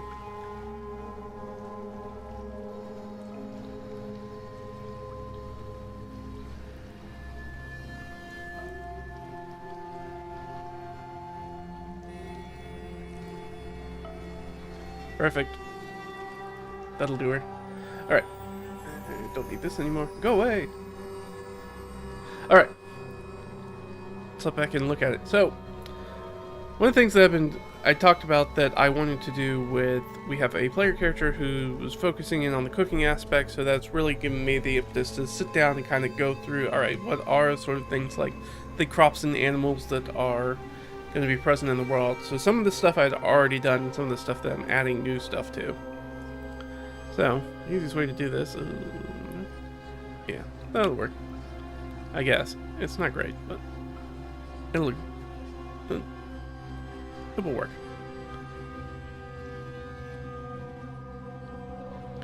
Alright. Let me swap back over so you can look at what I'm looking at. So, this is a very, very down, dumb, very low-tech answer to this. So, I wanted, I had this already made out, and this is using my world map, which is, well, I'm not going to pull it up. The map for the world has got 3 continents on it. Don't worry, that part's not important. But I did these bands of where different, very important crops and animals are found. And so this is how I did it, is that I basically, okay, so the way that I built up the world is that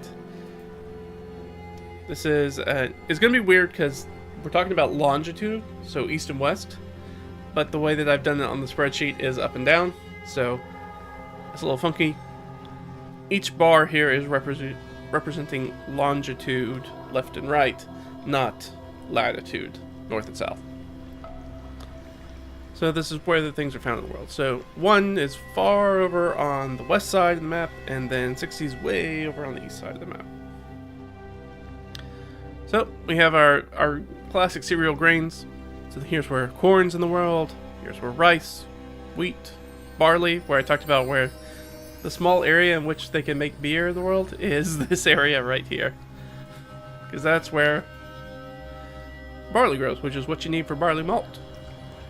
And that's kind of what you need to make beer. Well, I mean, you can make other types of beer. But what we think of as traditional ale and or beer is made with barley hops. Or barley malt, sorry. And beer's made with hops. So, it's a very small area, as is the area in which wheat grows. Now, this doesn't mean it's the only place that it can grow. It just means that this is where it is being grown in the world. Rice, also surprisingly small area. Not any big things for the corn's probably got the biggest spread here. Pretty big chunk of the world. Corn right in the fat middle of the world, which we saw with the grog cellar.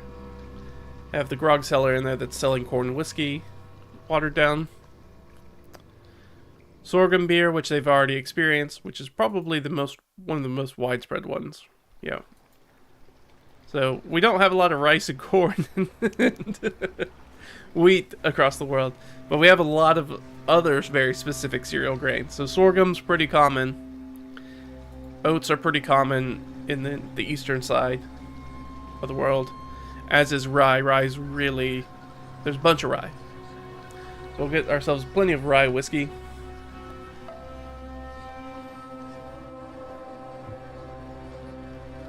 And triticale, which, if you don't know what triticale is, it's just it's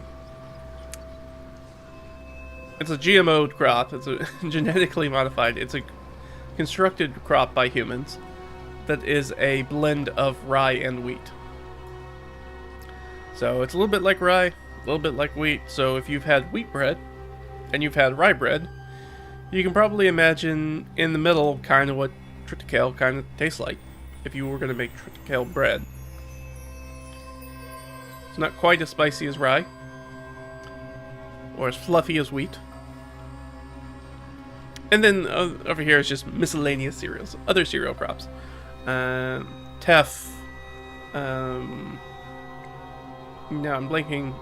Emmer. Similar things that you probably... what's the A one?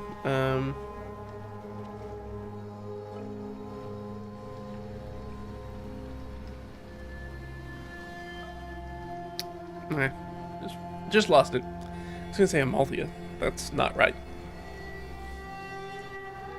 That's something else. Potatoes, got a very small area. Cassava root. Sweet potatoes, pretty common. Yams, not as common. Plantains, very common. So it just kind of gives me an idea of where you can find these. So these are the areas in which longitudinally they grow, and everything outside that, it means that they're probably being imported. So it kind of gives me an idea of import-export, which is really important too. I think for world building, trying to understand, okay, this is how crops move, this is what people eat. And when you come across things that, you know, the higher class people, so let's say we're playing where we are in the campaign. And so if somebody wanted to offer you something like beer, well, beer's only grown in this very small part of the world. It's very, very narrow sliver, vertical sliver of the world where it's being grown. And where they're at, oh goodness, what latitude are they at? Or longitude, sorry. I think they're They're about... Yeah, because they're like right on the cusp, huh? So they're around here-ish, where this line is. Up here. You see that? Right here. So they could potentially get... Somebody could get their hands on beer. Ale? Probably not. Beer? Yeah, probably. Yeah, I know, because they make sorghum there. So we know that that's why they were making sorghum beer, because they're in the sorghum area. And why they're making that corn whiskey, because they're in that area too. But they could also be making rye whiskey. But probably not in the tropics. It don't grow very well. It's a cooler grain.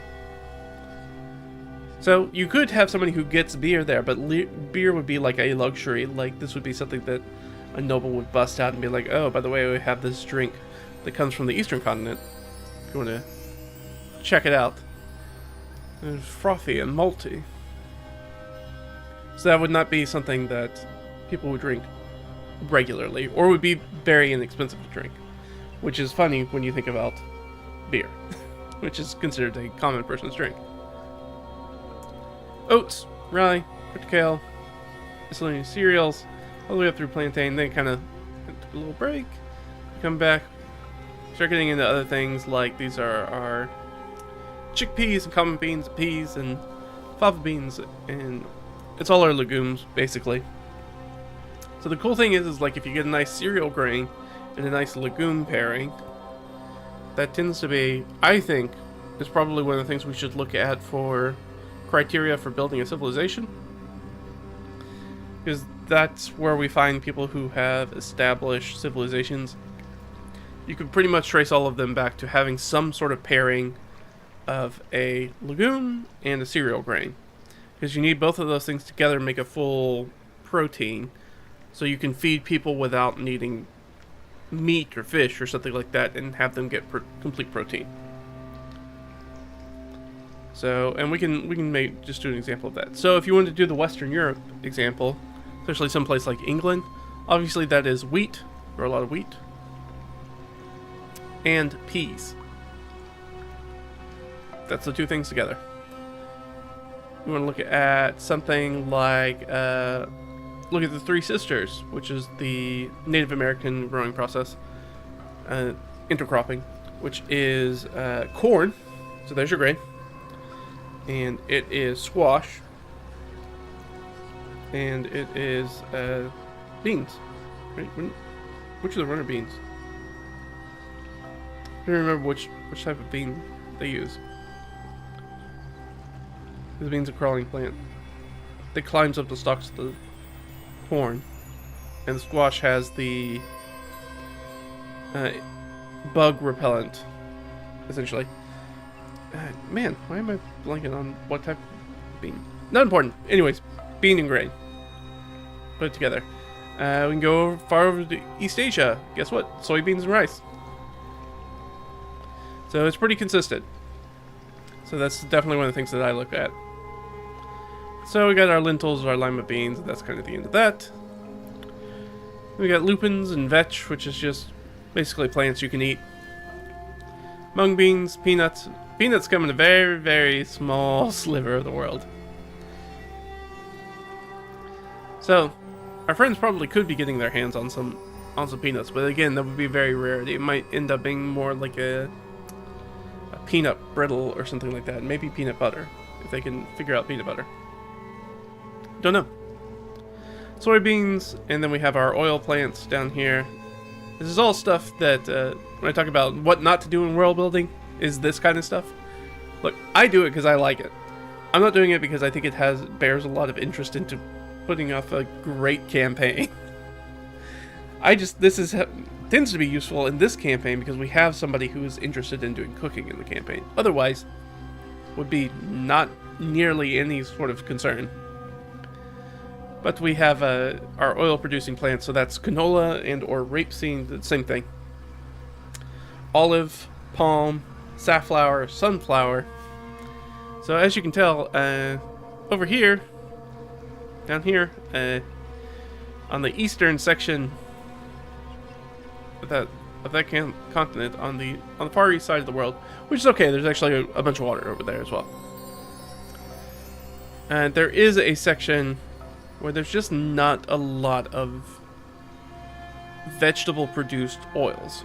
So that means any of the fat that you're going to need for cooking for that, if you want to do that, salt, fat, heat, acid, right? 4 types for flavor building for cuisine. They don't have a lot of vegetable oils, so they're going to have to cook their things in something else, which means that they're probably going to have to cook it in animal fat of some type. Some sort of lard. Lard, butter. They're going to have to get that source of fat from somewhere else for cooking.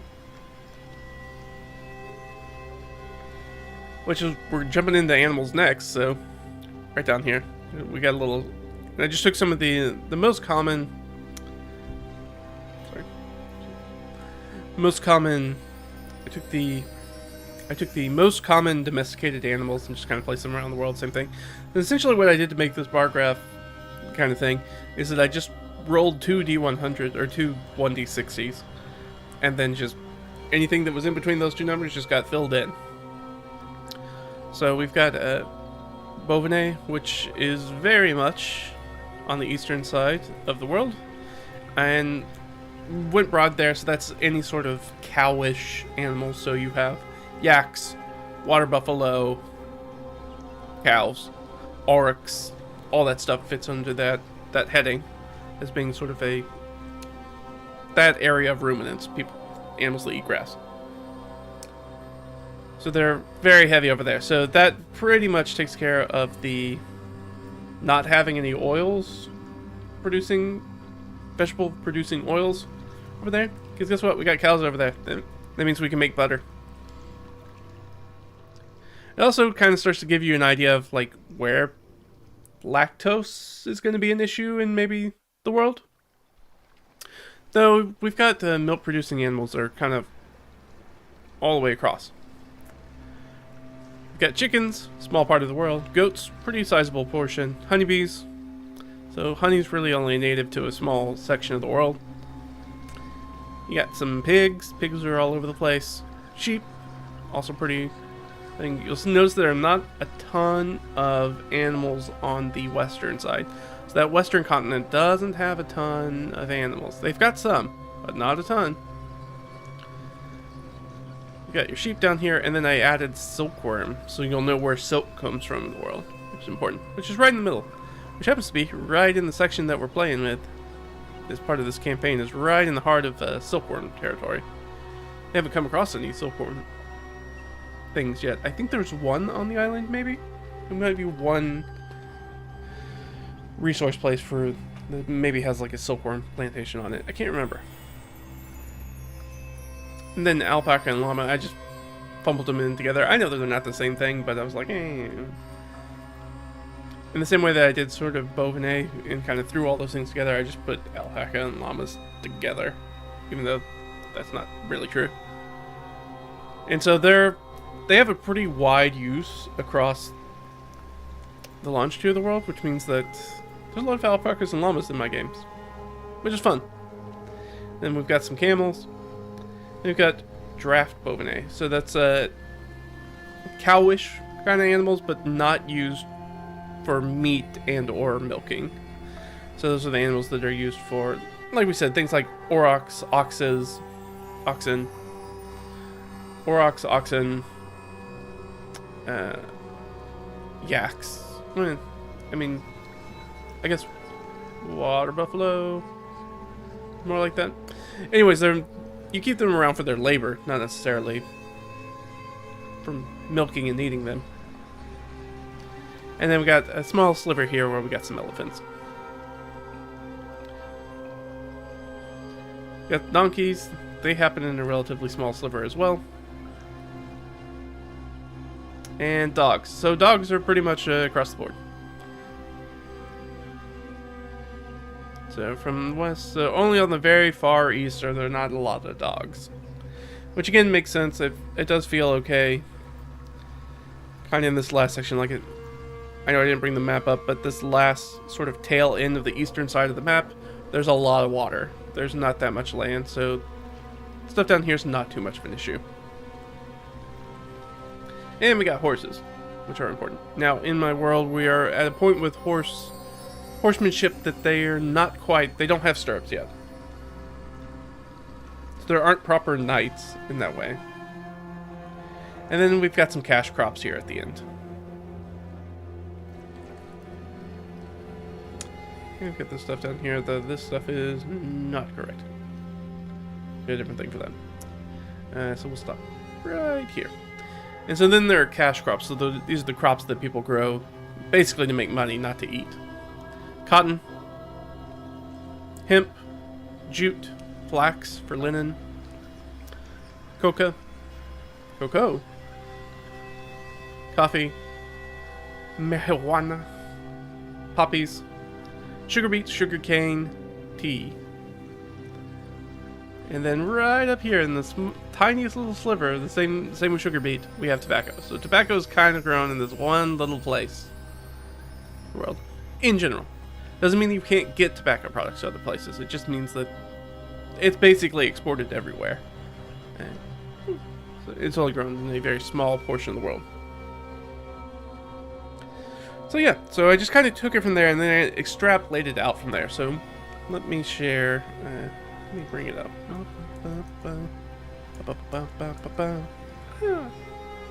Let's see. This is where I find... I want to bring it up because... this is pretty... I found it useful. A useful use of ChatGPT. So... I think a lot of people are kind of mixed bag on how they feel about ChatGPT in general, and I agree in a lot of ways on a lot of subjects regarding it and a lot of topics. But I do want to talk about how I use it for DMing, because I do. It is helpful. I find it as, I use it as more of a research aid to help me with some sort of things, or give me a list of ideas about things. And kind of, it's a jumping off point. It's not like, hey, will you go make an adventure for me? I want to make the adventure. That's the fun part about, it's one of the fun parts about being a dungeon master or game master, is making the adventures. I like to make adventures. It's fun. I enjoy it. But sometimes I do need help just being like, hey, what did it do though? How do I start? The blank page is really what I want to get off of very quickly, and it can be really helpful for that. So anyways, I've started to extrapolate, all that to say that I was starting to extrapolate and add more things into this section to add to this graph. I guess we call it a graph. Because one of the things that's great about this is that it tells us where in the world, like east to west, as things appear, but not really north to south biome wise as to what is the actual place that these things can grow or can exist and can thrive in, which is not something that this map covers. So I want to show off just some of the stuff that I did through ChatGPT, because I've tried to just on Lark, I've tried to go in and do this before, just trying to do some Google Foo research on it. And you can find answers, but the problem is that there's not a good source for any of that information to be like, hey, where does this thing grow? And they'll be like, well, it kind of grows here and there, and then the modernization and globalization of food in general, and how crops are done in the world is just like, oh, cool, so it's grown everywhere in the world. That's not particularly helpful to me. Or it tells me what country is the largest exporter of something, but there's tons of biomes in that, so now I have to go in and find out, okay, what's the region that actually grows this stuff. So I'm using ChatGPT, understanding that it's not going to be fully accurate, because I don't need it to be fully accurate for my fantasy world. I need to pass the sniff test. That sounds right on first blush. Now, of course, somebody who really knows stuff, such as we did the Heavenly Pits adventure, talked about it, so it's a sinkhole adventure. Well, do I know that the area we're in wouldn't typically have karst topography, which is karst geography, to create sinkholes? Well, no, it wouldn't. Do my players care about that? No. There's a hole in the ground. I've seen a hole in the ground before. I know that can happen. I've been in a cave before. So, as long as we pass that sniff test and be like, hey, I understand. That's fine. It doesn't have to be perfect. It just has to be reasonable. It's very similar to what do they call it? They call it the fridge test in specifically movies, where a movie presents something to you and you go, okay, and then later you get up and go to after the movie, you're up and you open your fridge to get a midnight snack or something, and you're looking inside your fridge and be like, actually, that didn't make sense. And the thing is, like, if it's reasonable enough that you don't think about it until after the movie, then it's done its job. And that's all as reasonable it has to be. It's enough for you to get through that media. So in the campaign, it just has to be good enough for the adventure. Now, sure, do I want to fill out like an entire like barrow mound style cavern network of karst topography and geology? Probably not. Probably not. I'm sure somebody who knew anything about that would be like, it doesn't really make a lot of sense. Be like, yeah, it doesn't. But in these very sort of small snippets, it doesn't really matter. And I don't feel that I've come across any player who knows enough about crops and agriculture to refute a lot of this stuff. But I did want to, or fishing and stuff like that. I do want to share this, so let me see if I can share this. It's going to be a little small thing because it's just in my notepad. So, can you see that? Okay, you can. Oh, it's quite small though. Make it. Oh, that's not going to make it any bigger. Sorry, we're just going to have to deal. So I did basically build all this out in ChatGPT. I know we can't see ChatGPT, so I just thrown it here in the notepad for us to look at. So let's pull this down so you guys can see the top of the list. I'm not going to show it. Hey, how's it going? How are you? There we go. Controller. There we go. That's the top of it. So I just kind of went down. So I wanted to expand this out because I didn't have things like game, and now I have somebody who's interested in fishing. So I get interested in cooking in the campaign. So I was like, well, let me. This is a good example, and now I have an actual tool with ChatGPT that can maybe do a lot of like legwork for me that I really don't have the time to do. And so I'm using it in that fashion. No, with the understanding that it's not going to be 100% perfect. I understand that. We're going to move on for that. It's going to be good enough for this fantasy world. So, and so I was like, I need to break this down by biomes that I use for my world map so I have an understanding of where things are going to be. So at the top, and I started adding other things like with the game and other stuff. We'll get into it. You'll see it. Seasonings, etc. So I can start to build up kind of maybe what that cuisine looks like. So in the Arctic ice cap region, which there are people that live, they are primarily Genasi though. We have basically just a bunch of fish for the most part. Fish, and we've got some animals. So there's a lot of hunting and fishing, and nothing really grows there. Because I don't know if you know this, but it's cold in the Arctic. And there's not a lot of ground. And certainly not ground that's arable to grow things on. They have other ways to get around that. We're not going to focus on that. But we're talking about Arctic char, Atlantic cod, Atlantic halibut, blue mussels, reindeer, polar bear, Arctic hare, and snow goose. So now I have an idea of the sort of food they would be making in that area. And we keep going down the list. We've got our tundra wetlands. So any sort of very deep pine boggish kind of area, you're going to be able to find scallions, chives, duck, goose, and reindeer in the tundra wetlands. In the tundra itself, chives, turnip, cranberry, lingonberry, Arctic fox, lemming, and reindeer. So lots of small animals. This also gives us an idea of, like I was talking about with the Haffers earlier, and how they are drawn to, they have an affinity for rodents. So if you come across some Haffers in the area, they might have some lemmings with them. Who does false dogs? Half-elves, I think. If you come across some half-elves, they might have a fox companion. We go into our full boreal taiga subarctic wetlands. So anything that's more... sorry, so I misspoke earlier. So the tundra wetlands is not going to be like a pine bog. Now we're going to talk about pine bog. The tundra wetlands is just a place that it gets warm enough. It's basically an ice flow that's going to get warm enough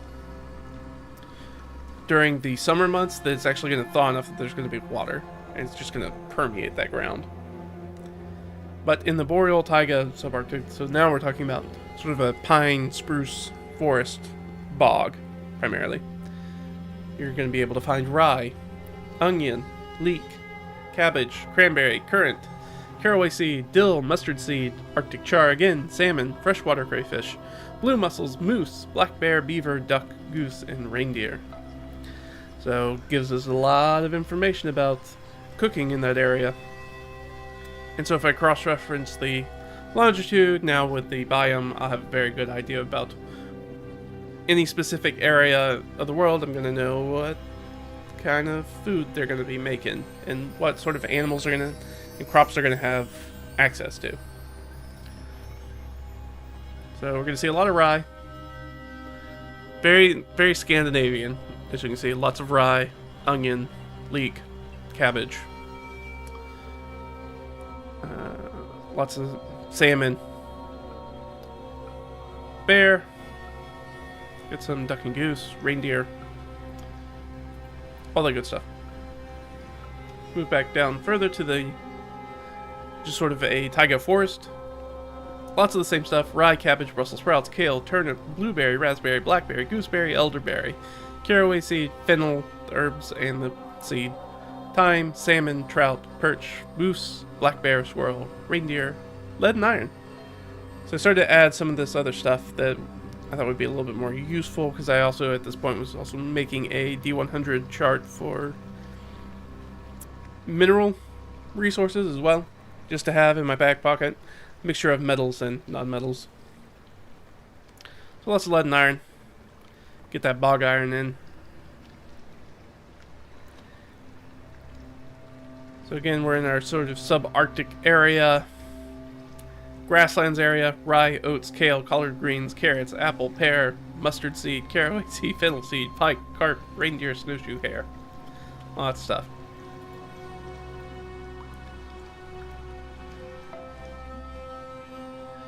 Crazy how Scandinavians were such a naval power. All their boats had leaks. Ha ha ha ha. No, that's a bad joke. That's a full dad joke. So Laurentian forest. Laurentian is that sort of mixed biome between deciduous and evergreen forest. So it's got pine trees in it, as well as nice oaks and things like that. Broadleaf forest. Finger guns. This guy. So in that Laurentian area, you're going to have oats, barley, spinach, beet, radish, apple, pear, plum, cherry, strawberry, garlic, onion, chive, bay leaf for laurel, thyme, trout, bass, perch, whelk / sea snail, white-tailed deer, black bear, beaver, wild turkey, dog. Which you may or may not eat. I don't know if anybody in the world probably eats dogs. Probably not the humans. But somebody might. I haven't thought about that much. I have to think about that a little bit. Gonna be a little dissonance between probably players and player characters about eating dog. Temperate wetlands. So this is all boring stuff, all sorts of stuff that a great example of what not to do with your world building. I just do it because that's how I function. I don't think this stuff is particularly useful or impactful for your D&D games. You don't really need to know that. And then we're going to move on to temperate wetlands. So your classic swamps for the most part, and marshes.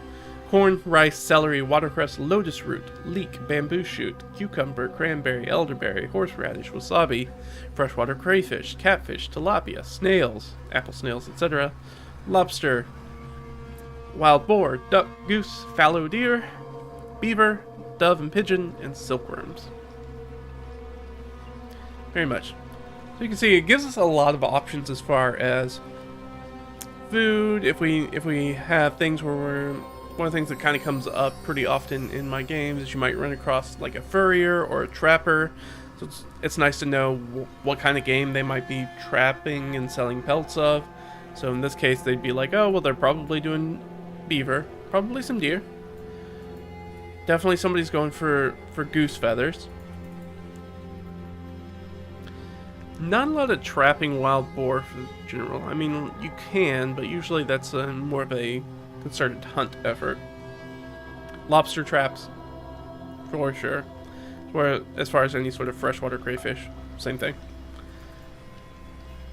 And then, you know, what are the sort of crops that people would be growing? So the corn, their rice, and then their vegetable patches. They're going to have that celery and leek and lotus root, and if they have bamboo shoots, you know, there's a bunch of bamboo in the area.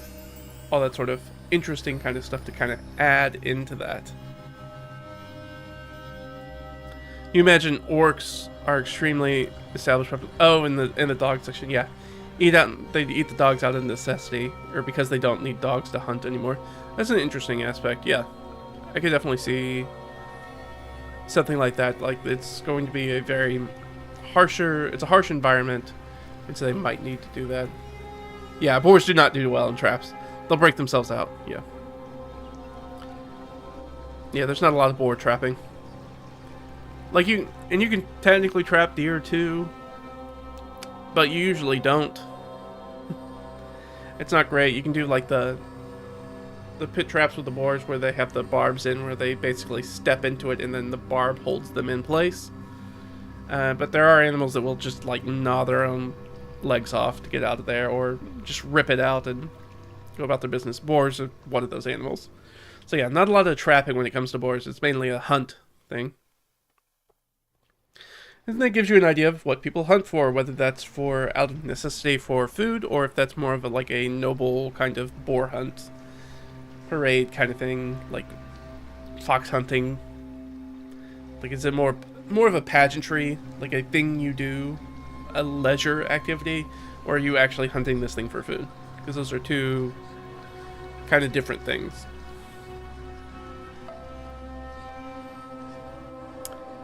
And temperate forest. So obviously temperate forest has a buttload of stuff in it. It is one of the places where civilization tends to thrive. We like temperate forested areas real well. We do real well there as humans.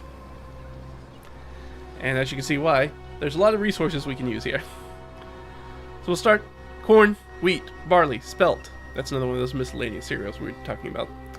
Lettuce, Swiss chard, carrot, asparagus, artichoke, fennel bulb, cucumber, apple, pear, cherry, plum, nectarine, peach, strawberry, garlic, onion, chives, tarragon, fennel, salmon, trout, bass, freshwater eel, crayfish, perch, lobster, whitetail deer, sika deer, red fox, wild boar, wild turkey, sheep, goat, dove, and pigeon, honeybee, silkworm, iron and steel, copper, tins and bronze, lead, silver, zinc, and nickel. So it is an area that is flush with resources, both to eat and to make tools out of. Not surprising why that has been generally the area in which human populations have really settled into and tend to thrive. It's got a lot of stuff for us that we can use. Super useful. Yeah. So you're going to see in the temperate areas we have quite a bit of stuff.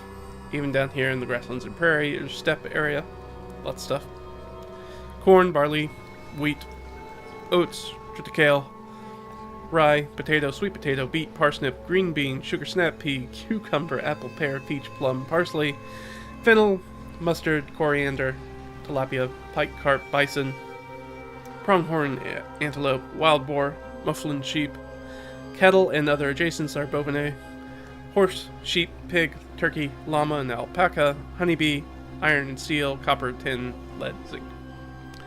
Again, lots of stuff, especially once you get out there on the steppe. You're going to have a lot more of these guys down here, your bison, your antelope, your wild boar, your sheep. Good. So, I basically, like I said, I took what I had on the sort of bar chart and just expanded things. So I added more fruits, some more vegetables, some more spices and herbs and seasonings. Kind of get those ideas, so we're starting to see a lot of that. So I can understand what that cooking is going to look like, since I have a player who's interested in doing cooking, so I can give them more specific stuff since that's what they're interested in.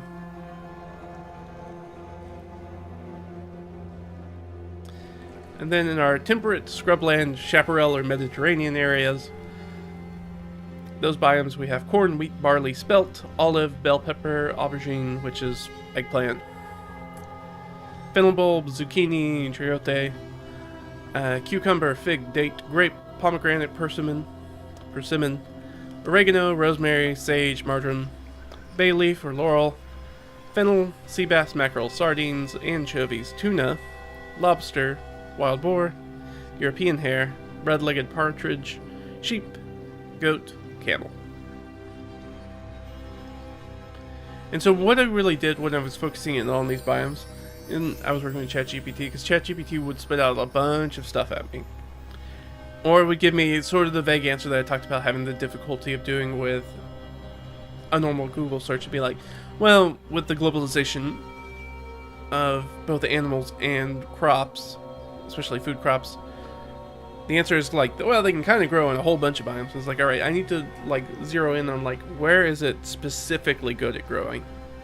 Assuming, because we can't assume that we have the modern technology to make it grow in places it probably shouldn't grow through, you know, commercial agriculture and all the fertilizers and other genetically modifying we've done to it. So we have to pull back a little bit on the husbandry of crops and kind of focus specifically on where, with ChatGPT, I was focusing specifically on where is this good, specifically good at growing at. And so that way I know the specific area it's good at, and then the sort of biomes that are around that specific biome, be like, they can also grow here, just not quite as good. So that kind of gives us the idea. So like, let's take this scrubland, temperate scrubland, olives. So olives grow pretty well in the Mediterranean region. But we could also go a little bit further. We could be like, okay, well, they could also grow, you could probably grow them in a full desert climate. You'd have to do some stuff to make that happen, but you could potentially make them grow there. You could probably make them grow pretty well in like a plains region. They grow all right. They wouldn't grow as well as they would in the Mediterranean chaparral style region, but you can still do that. We can move it down to more of a tropical scrubland. So the stuff that's a little bit closer to savanna is like, would it grow there? Yeah, the heat's going to be a little bit of an issue for it, and maybe the lack of the long stretches of lacks of water maybe has to deal with it because it's not going to get cold enough where the rains kind of come. That's what happens in the chaparral biome. But they could grow there, but this is specifically where it's really good at growing, or really central to whatever thrives there, whether that's animals or plants. The place they're most native to, I guess, is the way to describe that. And I did all this right?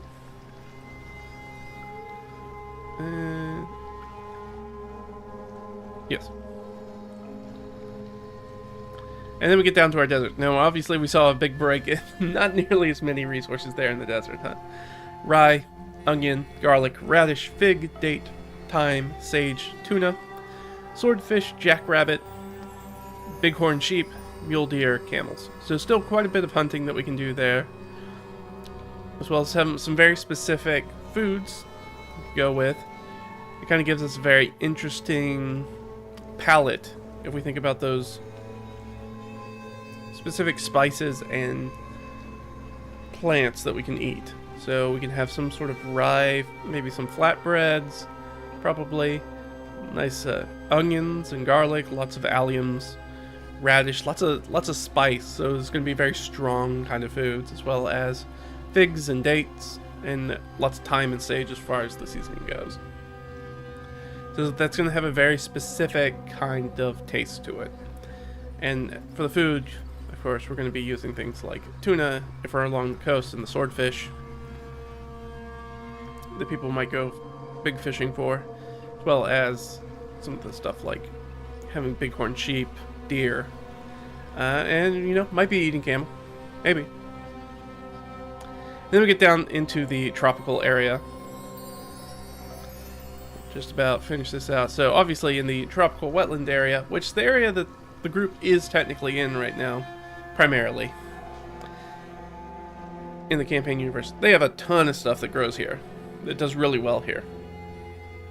They've got corn, rice, fonio, which is another one of those weird cereal grains, taro, lotus root, bamboo shoots, cucumber, banana, plantain, papaya, pineapple, coconut, guava, passion fruit, soursop, turmeric, ginger, galangal. We start getting into things that like I'm not personally familiar with because I don't live in the tropics, and so I don't eat a lot of this kind of food. Galangal, lemongrass, coriander, tilapia, catfish, Pangaceous, swai or basa, another one I'm not really familiar with, crayfish, snails, green-lipped mussels, lobster, crocodile, wild boar, caiman, paca, duck, goose, elephant, honeybee, silkworm, copper, tin, lead, gold, silver, zinc, aluminum, nickel. So still quite a bit as far as strategic resources, so metallurgy kind of resources. Lots of that good one. And just a ton of stuff we can eat. So this is the area that I'm kind of focusing in on right now in the game world, because this is where they're going to probably spend the majority of the campaign, is in this sort of tropical wetlands area. Even though they're kind of in subtropical wetlands, so it's sort of in between tropical wetlands and then probably something that's like a little bit more like temperate plains. Just because they are a little bit in that, they're right on the edge of being subtropical and temperate. In our tropical jungle and rainforest, plenty of this as well. Nice big list.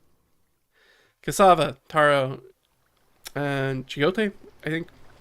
Bamboo shoot, banana, plantain, mango, papaya, jackfruit, durian, mangosteen, rambutan, lychee, longan, vanilla, lychee, vanilla, cinnamon, clove, nutmeg, mace, star anise, black cardamom, salmon, tilapia, mackerel, shrimp, sturgeon, caviar, because that's where caviar comes from, crab, clams, jaguar, pygmy, hippopotamus, capybara, howler monkey, perhaps a tame jackanape?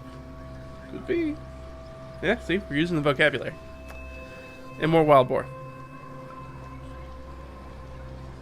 Tropical grasslands, lots down here. Corn, sorghum, millet, fonio, cassava, sweet potato, yam, okra, cucumber, mango, papaya, guava, passion fruit, dragon fruit, tamarind, fenugreek, carom, barramundi, tilapia, shrimp, antelope, warthog, zebra, kudu, cattle, donkey, goat, chicken, elephant, honeybee, copper, tin, lead, gold, silver, zinc, aluminum. Even though it's probably more alum than aluminum, or aluminium, nickel. And our tropical scrub said that we can move things down into, we talked about the olive, potentially being able to grow in a place like this as well, though not as well as it does in the Mediterranean biome. Corn, sorghum, millet, teff, chili pepper, aubergine, which is eggplant again, zucchini, cucumber, pomegranate, tamarind, starfruit, sumac, tuna, snapper, mahi-mahi, sardine, spiny lobster, gazelle, ibex, which is goat, a specific type of... no. Yes. Wait, is ibex goats or antelopes? Goat, right? I'm forgetting myself. I'm just gonna look it up real quick.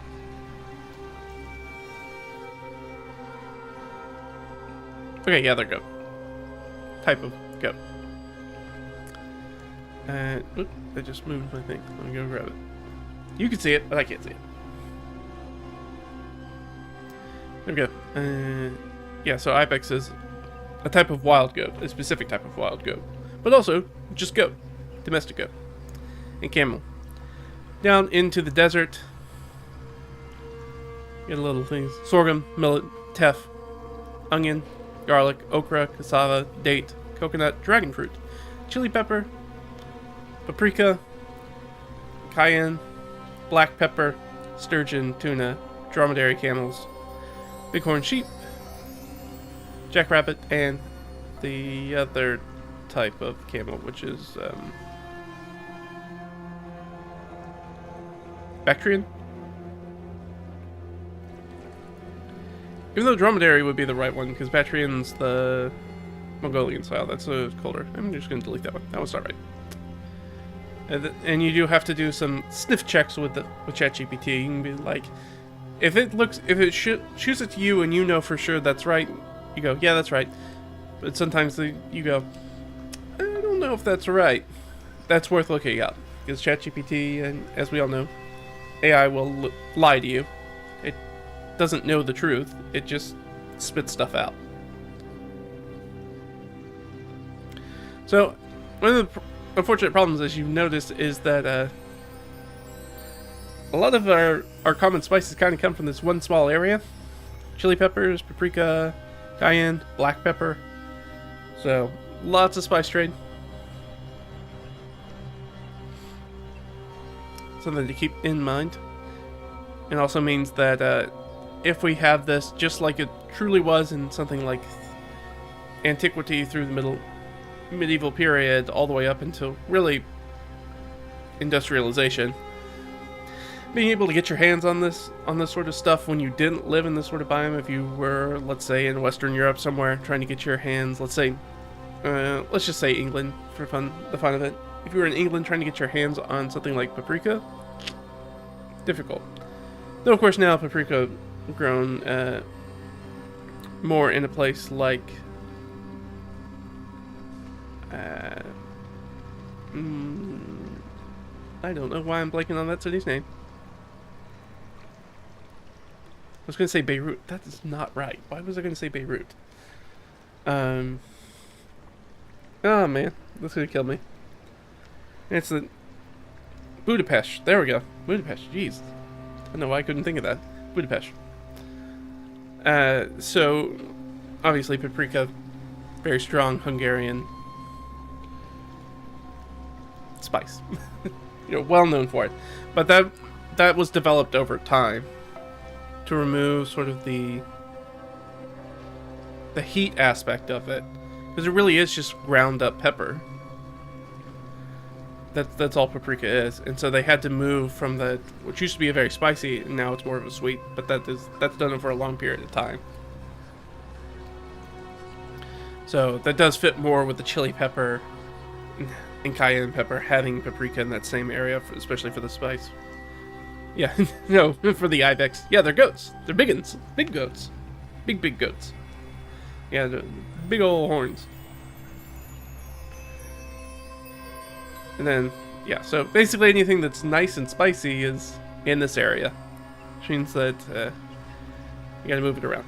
Though I'm sure we probably could have done something like the Szechuan, like numbing peppercorns, which is a different variety. I didn't do that though, so that's not where we are. Maybe I add that later. If we focus on something that's got a little bit more East Asian influence, I might pull on more of those sorts of specific spices. And then we got sturgeon, tuna. Oh, I already went over this. We've already done that. And so that's the end. So that kind of gives me a good idea about, like, for my player who's interested in food, now I've got a ton of food stuff I can throw at them, which will be a lot of fun. And I can use that to do a lot of the world building as well. Now I know when they run across this random farming community, what are they farming? Okay, let's go back up to I know they're kind of in this tropical wetlands area, so let's assume they're in the same area. Which is right here. Like, what are they growing? Okay, well, I know that they can grow corn here. Probably not rice, so, it's a mixture of probably corn and fonio. And there's probably also some taro and lotus that they're growing. Maybe some bamboo. And then maybe they've got some fruit trees as well. They might have some bananas, plantains, maybe some pineapple and coconut. Kind of what they've got going on there. And then we've got all our good spices down there, our turmeric and ginger. Root spices. Planted along probably with the taro. So it just kind of gives me an idea of where to jump off from that stuff. And so I can fill in little bits of the little details in the world just as we kind of go along. It's not It's what we would call supplementary world building. It's not really important as far as the campaign and the adventure that they're on, but just to kind of give them this idea that like it's a realized world and there's stuff that's going on. These people are doing these things, and that's how goods and services move around. So it feels that even if they stand still, the world moves around them, around the player characters. Kind of give that illusion to them. And then at the bottom, I was making some tables, primarily for, and I talked about this a little bit earlier, the metal and extraction, quarried materials and mined materials. And I had a hell of a time going through ChatGPT with this. It did not want to spit out good tables for me. It did a lot of work on it. Have you thought about sorting monsters into these biomes or incorporating eating monsters? Yeah, they're definitely going to eat monsters. Like I said, I have the player that's interested in cooking is definitely on riding a dungeon meshy kick. So is definitely probably going to be eating monsters at some point. Just hasn't happened yet. And sorting monsters into these biomes. So the nice thing is that the monsters are already kind of sorted into biomes. So I can just use that. Whether you're playing D&D or Pathfinder or whatever it is, if you're playing a fantasy game, they usually have a way that strikes them down, allows you to take monsters and segment them into the locations or environments in which they show up. And if you use something like, here, we don't need to be, we'll come back to it. So if you use an encounter builder, my favorite one is Kobold Fight Club. So if you use something like that, you can actually sort by biome in there. And you can be like, okay, well I need something that's maybe makes sense for a swamp, maybe makes sense for a forest, maybe makes sense for caves, depending on the area they're in. And then that'll spit you out a list of monsters that you can use for that and pull that in. Or if it's like this guy right here, my DM binder, I do have a section that's just... where is it? That's the dressing. Wilderness random encounters. So it's just a few things you can run across in any sort of different biome that you might run across. So let's say we were just doing the sort of tropical wetlands. I have a wetlands one, but I might also do like a rainforest, tropical forest, so I might mix those tables together. And so, of course, there are surges on that table, which is why we're using surges for that first adventure, because they're native to that area. But there's also bullywugs, water elementals, giant constrictor snakes, giant boar, quaddles, and then one of these is just a clear water pool with 1d6 animals resting at it. What kind of animals? Don't know. I'll have to figure that out in time. I could look at this list if I wanted to figure that out. If they're wildebeests, or maybe they're jaguars, or whatever they are. But yeah, pretty easy to do. To sort the monsters in the biomes, because if you're playing D&D or Pathfinder or something like that, they've already done that work for you. You might have to do a little extra because they don't have very specific biomes like the ones that I'm using, so usually I have to take two lists and kind of mash them together. But it's usually not very difficult, and just gives me more options. And yeah, the eating monster part will come across when we cross that bridge, I suppose. The good thing is that it's monster flesh, so you really only need to know whether it's going to be like a red meat or white meat. Or it's going to be something like some sort of insectoid, like if they were going to eat sturge or something like that. It's got a hard carapace outer, so it's going to be something like going to be close to like somewhere between a roach and a lobster, probably. So a big bug and a lobster. So you decide whether you think that's appetizing or not. So down here for the extracted ores, so I had a separate table for ores, I had a separate table for quarried minerals, and then I had a combined one that I think I'm going to go with in the end, just because it didn't really make sense to have two D100 tables for what will essentially probably only come up together. It's the idea of like, okay, well, we're playing this when I'm filling out my my world, because I do a very sandboxy kind of style game, and then like, okay, there's a hidden area that I know is going to be a strategic resource. I know there's some sort of natural resource that people are working on here. What is it? I've determined that, oh, it's going to be something like that. I don't think so I've got the resources table down at the bottom that I'm kind of reworking. So this is a D6 table. So metal ores, stones and mineral, forest goods, assuming that it's going to be in the forest, not necessarily, or other sort of, what I should really do is I should make this, I'm going to say flora goods, instead of forest goods. And let's combine these. Hard and softwood, just keep it all on one line. So metal ores, stones and minerals, flora goods, so that's going to be anything that's derived from plants. So hard or softwood, charcoal, pitch, resin, sap, etc. That's just one list. Could be medicinal stuff, could be any kind of thing. Forest, wild animals, so any sort of animal products. That could be honey from bees, that could be feathers, bone or horn, hides, etc. Could just be the meat. And then sea resources, fats and oils, pearls, sponges, corals, etc. Fish, in general.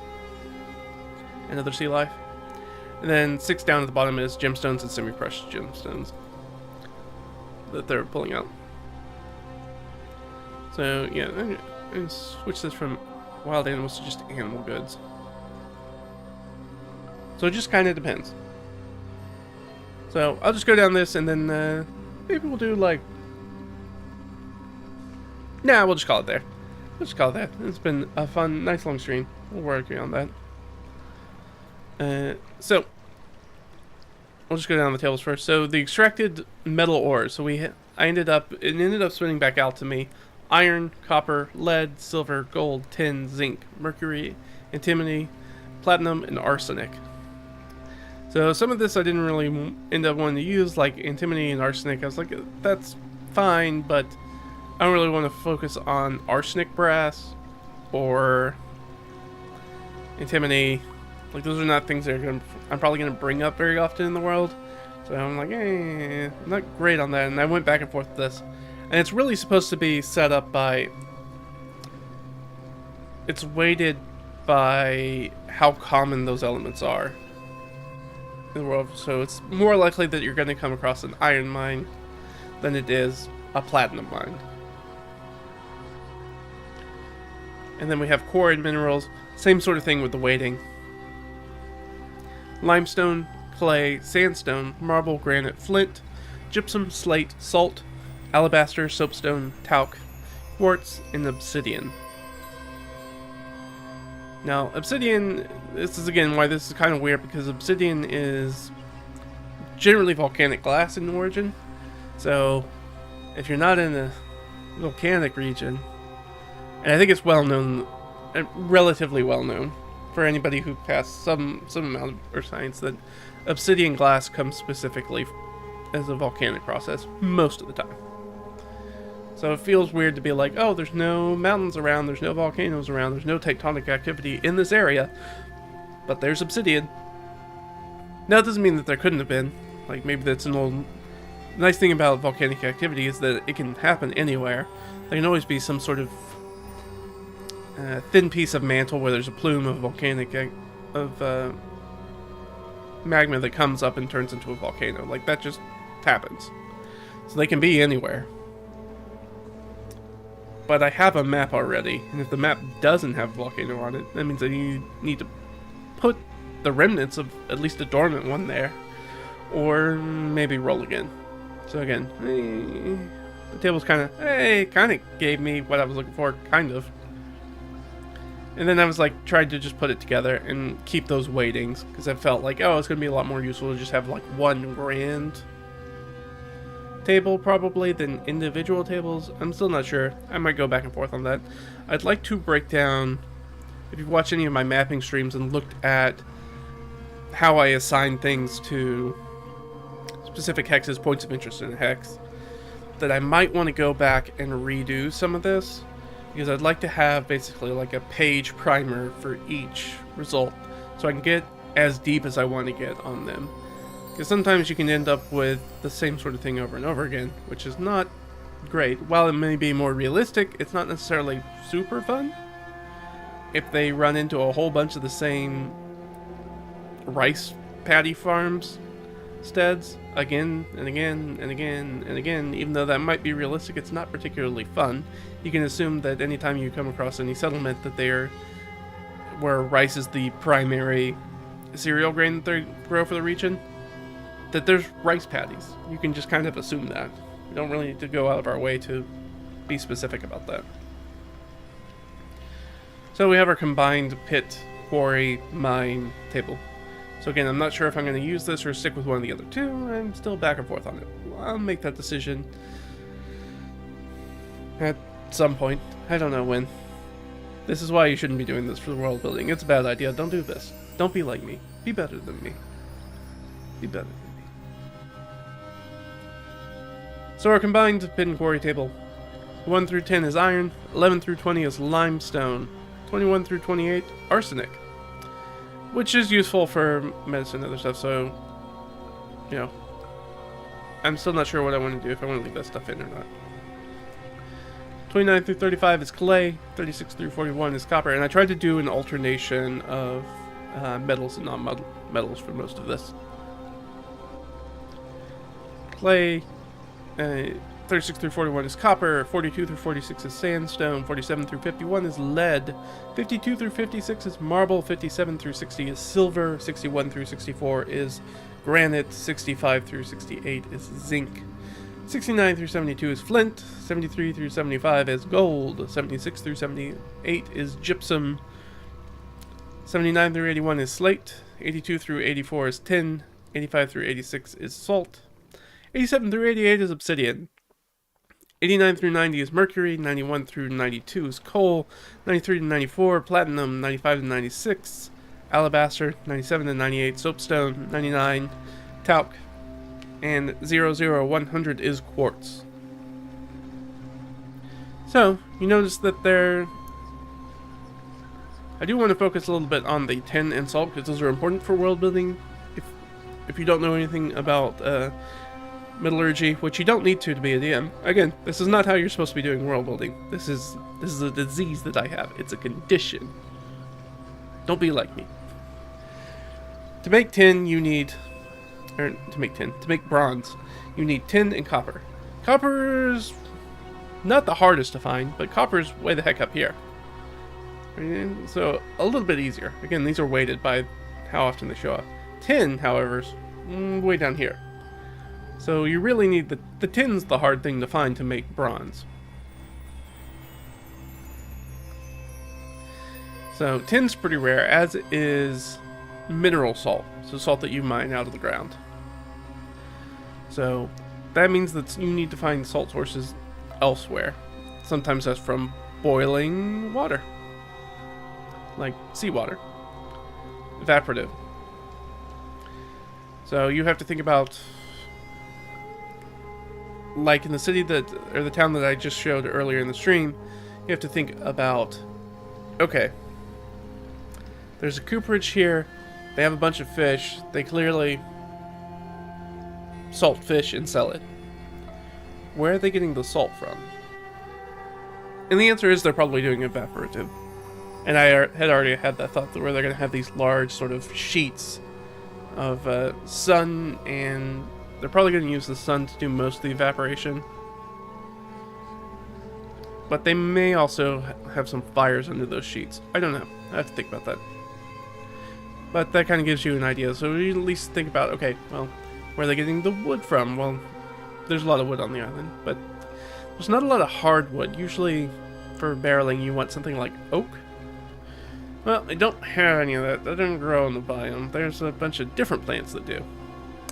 So the likelihood is that they're probably going to use bamboo if they have access to it.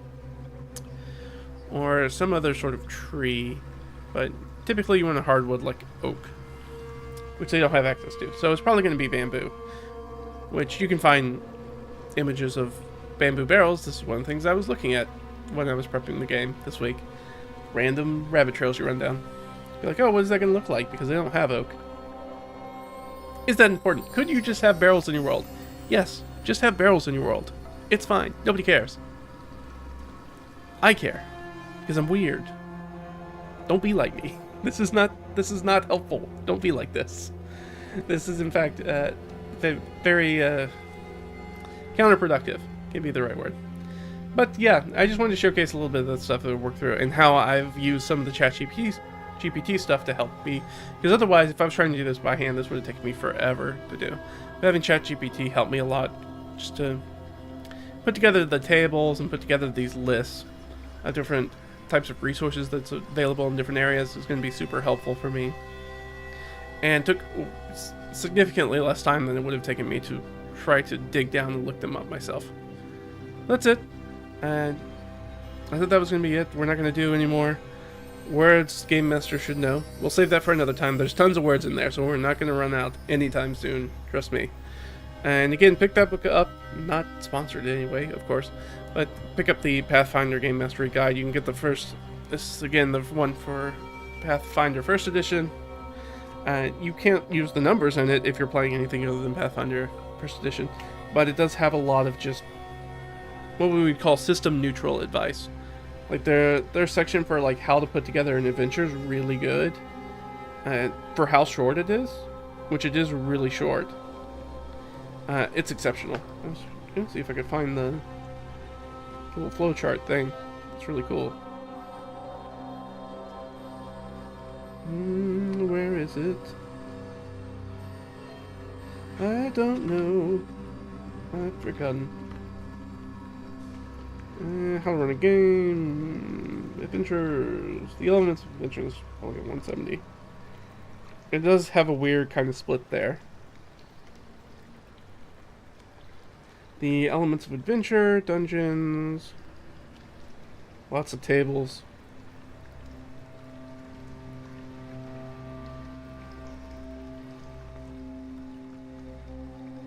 Well, I thought it was in here. I know it's in. I know it's in here.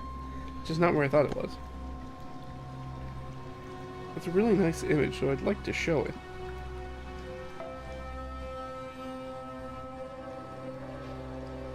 Geography. Items.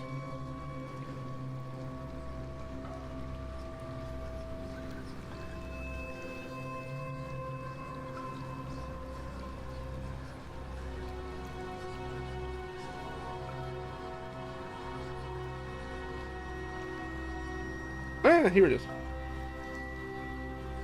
It's actually a couple different ones. Yeah. So it's kind of a flow chart for building an adventure. So there's a linear adventure on the side. There is the unrestricted adventure, which is on this side. And I think there's a third one, right? And then there's the more complicated non-linear adventure on the other side. I'll just talk about it real quick because it's really good. It's really good advice. Gives you lots of ideas and understanding of the building blocks of how to make an adventure. Even though it's not in the adventure building section, it's in the running the game section. So a linear adventure is like A happens to B happens. This is what we kind of talk about. Sometimes we talk about being on a railroad. And so basically this takes the same premise for an adventure and then shows you how to run it in 3 different ways. So the linear adventure. Monsters attack the town. A witness from the attack gives directions to the monster's lair, to the PCs. They go to the monster's lair. They discover it. They find out where it is. The monsters ambush the adventurers. The adventurers defeat the monsters. That's the adventure. Now the unrestricted adventure. Monsters attack the town. And then the players have to do a whole bunch of exploration to try to figure out where it is, so they don't have that eyewitness account. They discover the monster lair. They explore the dungeon, so they go and do more exploration. They defeat the monster. So right, 2 basically the same adventure, and both relatively linear as to what actually happens, but a lot more player options on the unrestricted one. Rather than just have a witness be like, hey, you need to go here. Instead of being like, well, you gotta find the lair, because you have no idea where these things are from. doing all that clue seeking and running around the wilderness trying to find places and not get lost and dealing with all that. So that gives you a different style of game, or a different style of adventure. And the third one is the non-linear adventure, which is the monsters attack, and then it goes one of two ways. You can either seek out weapons to battle the monster. You can try to rebuild the town's defenses to wait for its next attack. Prepare for its next attack. Or you can go to the witness who gives directions to the monster lair. So you can either, start to build yourself if you feel weak. You can buff yourself up to prepare for the fight. You can be like, okay, well, we need to prepare the town for the next attack. You can do that, or you can just talk to the witness who gives you directions on how you can go take the fight to the monster immediately. And so, if you talk to the witness is either going to give you some weapons to give you an idea to seek out weapons to fight the monster, take the fight to the monster, or gives you an idea of like, okay, now we know more about the monster, and now we know how to specifically defend the village or whatever it is, the town's defenses against it. Then that takes you down to the next one right in the middle, and you can either discover the monster lair or await the monster's return. And then these all cross back across, and you can do the monsters ambush the adventurers ambush the monster, and go to defeat the monster. So it gives you, that's kind of what it looks like. It kind of gives you a complicated, it gives you a little, I shouldn't say complicated, it's not really particularly complicated. It gives you a lots of options of ways to go about it. Nice flow chart about how you get to the same result from the same starting place, while giving you a lot of functionality. The unrestricted adventure portion is really nice, but the unrestricted adventure is really difficult to kind of pull off. You have to have you have to do stuff like this stupid list that I have. You have to do a lot of this kind of dumb stuff, where you're more focused on prepping the world rather than the adventure, or you can focus on specifically only prepping the adventure, and that's a very linear kind of style. Or you can kind of do the non-linear adventure, where it's like it's a little bit of the best of both worlds. Where like, instead of being like anything is possible, be like, here are 3 ideas and 2 ideas here. Kind of gives, so there's options and different ways to approach the problem. That's not any and all possible ways, and it's not only one way. So it's really good advice, I feel like, especially for new dungeon masters who are getting into the game. Especially if you've jumped in and you've run maybe a few published adventures, or maybe the starter set or something like that, and it's still leaving you with a lot of like, I don't know how to build an adventure. Something like this book is going to be super useful for you. Again, it's like $20 to pick up the soft reduced, I think they call it the pocket version or pocket reference version. That certainly won't fit in my pocket. It's still a big book. But it is significantly smaller than the usual, and cheaper than the usual kind of like standard textbook size books. So I like them. But I think that's going to be it for me, guys. Thanks for hanging out with me. This was a lot of fun.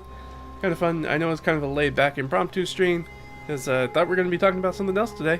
But that's what happens when your D&D game gets canceled and you think you're going to stream about what went wrong in that session and what went right in that session, and then the session doesn't happen and you have to decide to do something else. But thanks for hanging out with me. That's it for me. I'm gonna hang out. You guys enjoy your day, and I'll talk to you guys soon. Alright? Bye bye.